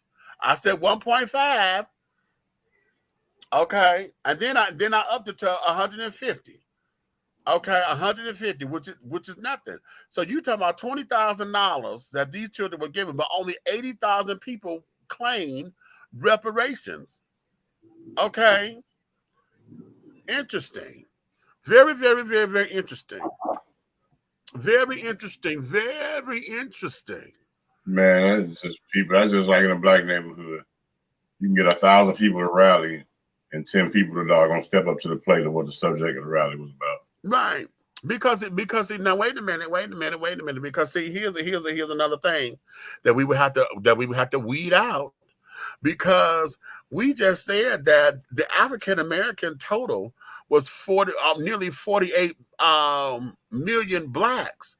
But are they Americans or are they Africans who are new Americans? Because do they qualify? Which they don't, because they're not descendants of slaves. Oh no. I am American now. You know, so ooh, the cheering. Yes, okay. I am now part of the Qatar. And I'm a direct descendant, honey. I told y'all my great grandmother was a slave, honey. Well, she had a brand in her back, honey. You got me wrong. I like you, nigga. Direct descendant. I like you niggas now. And I knew my great grandmother, honey, Miss Eliza Smith, honey. I knew her and my great grandfather, child. I knew them. So it's not like this is a story that I've heard, honey. I know this. Grandma. Okay. So interesting conversation, children. Interesting conversation. Now, see, these are the things that we need to start preparing for now, because particularly here in Georgia, because these are going to be talking points. Okay, these are going to be talking points, and the Republicans, I'm sure, if reparations comes up in anywhere of Stacey Abrams' talking points, as a black woman, the Republicans are going to run with that, and they're going to try to make this a race thing. But we need to make that come out of the Republicans' mouths so that we can see where the hell they stand on it. Okay. Everybody always say that. I'm not trying to be funny, but you can't make it a race thing. It is a race thing. Listen, and we already know. However, as we know, the Trumponians and carrying on are going to sit down there. They want to flip this so badly. They still mad that we got blue peaches, child. They ain't got over that yet. There's still a bad taste in their mouth, and that's fine. As far as I'm concerned, I needed to keep a bad taste in their mouth. Okay, it needs to remain a bad taste in their mouth. I would like to take I would take the house of my choice, mortgage free, remodeled to my liking, and a stipend every month. Okay, now that's cute. That's cute. Okay. Studies have shown that America's has no problem giving reparation except when it comes to blacks and slavery, with the obvious biggest group opposed being whites, of course, right? Okay. In 2015, the city of Chicago acknowledged that more than 100 black prisoners had been subject to torture by police, which pushed some to confess to crimes they hadn't committed. The city was awarded 57 survivors a payment in cash, together with free college and social services. The total sum of $5.5 million was officially labeled as reparations, and Chicago Mayor Rahm Emanuel also issued an official apology and mandated that torture be studied in public school curricula. Really? That part I didn't know. That part I did not know. I knew that I didn't know how much it was. The total sum of $5.5 million was officially labeled as, quote, reparations. Very interesting. Now, see now you know we just brought in another good point, because part of that count, honey, how many of us are incarcerated, and because I have to say something. I actually met one of the guys that got out of prison based on that whole situation. Oh, really? Did in person, but I knew that he was going to be one of them guys that was going to get that money and not have it. Okay. The way he was already acting, right.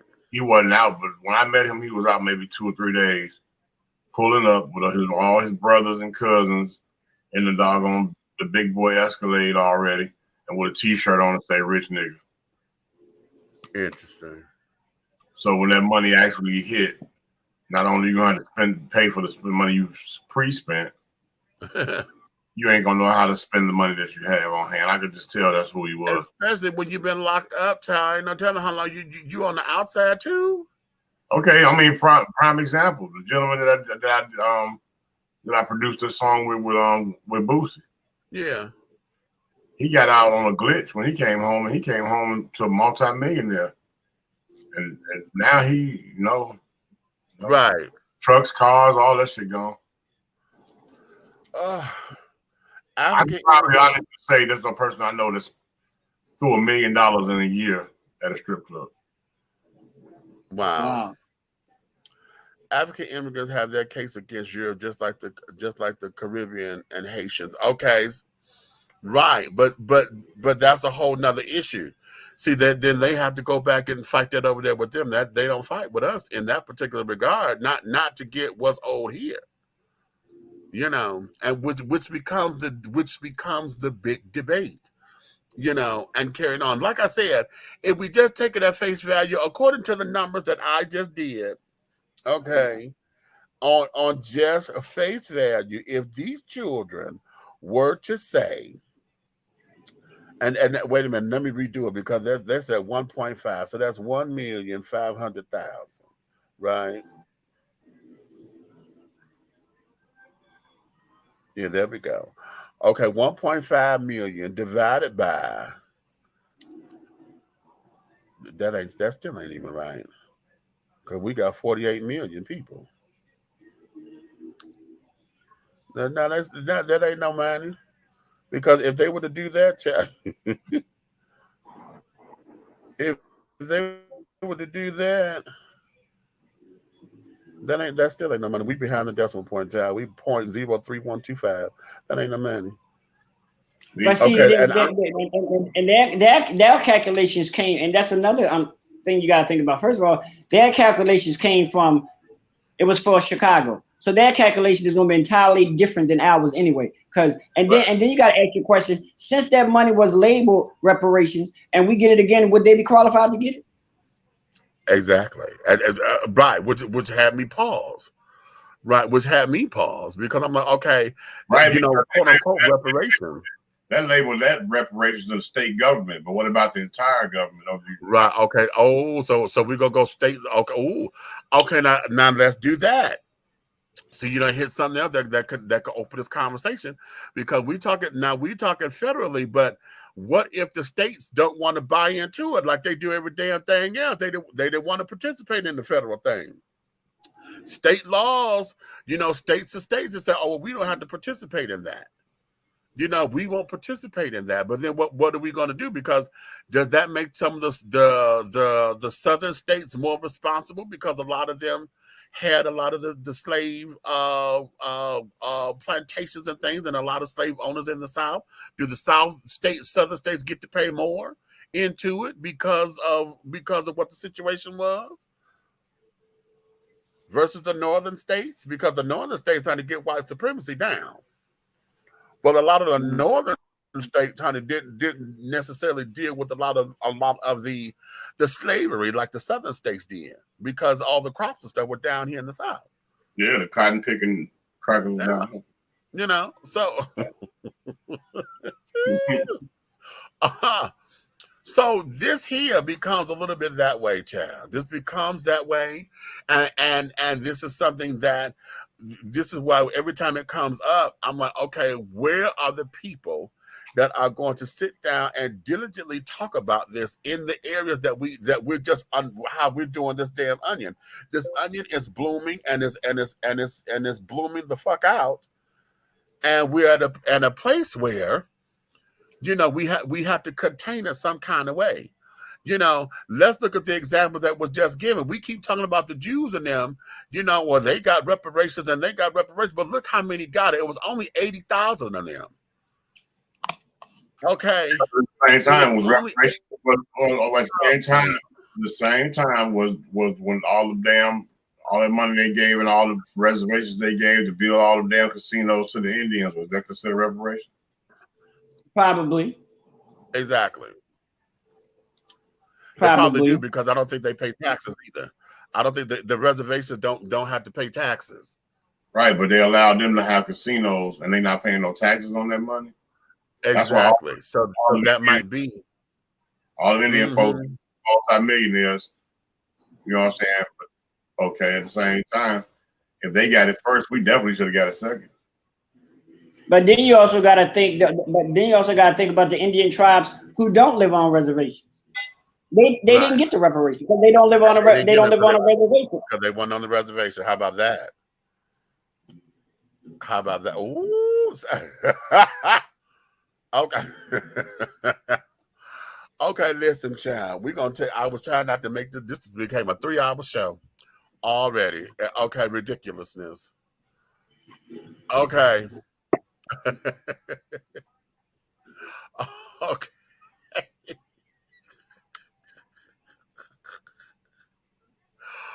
Good evening. Yeah, okay.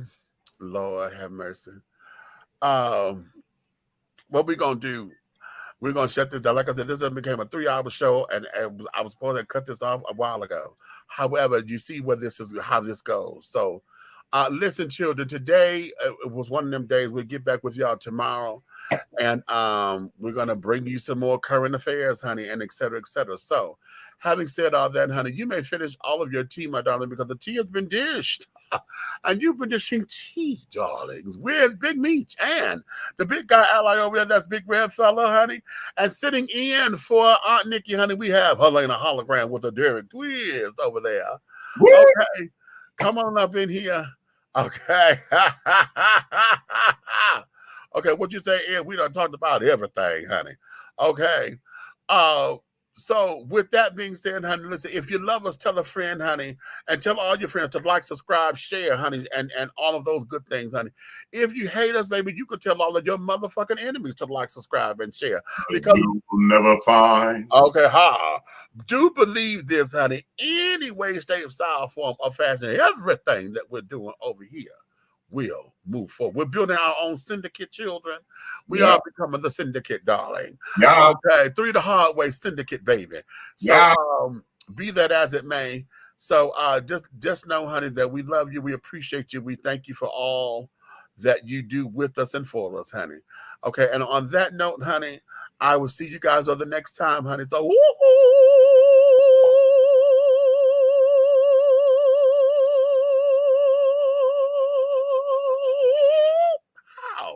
and scene. Yeah, I burped in that.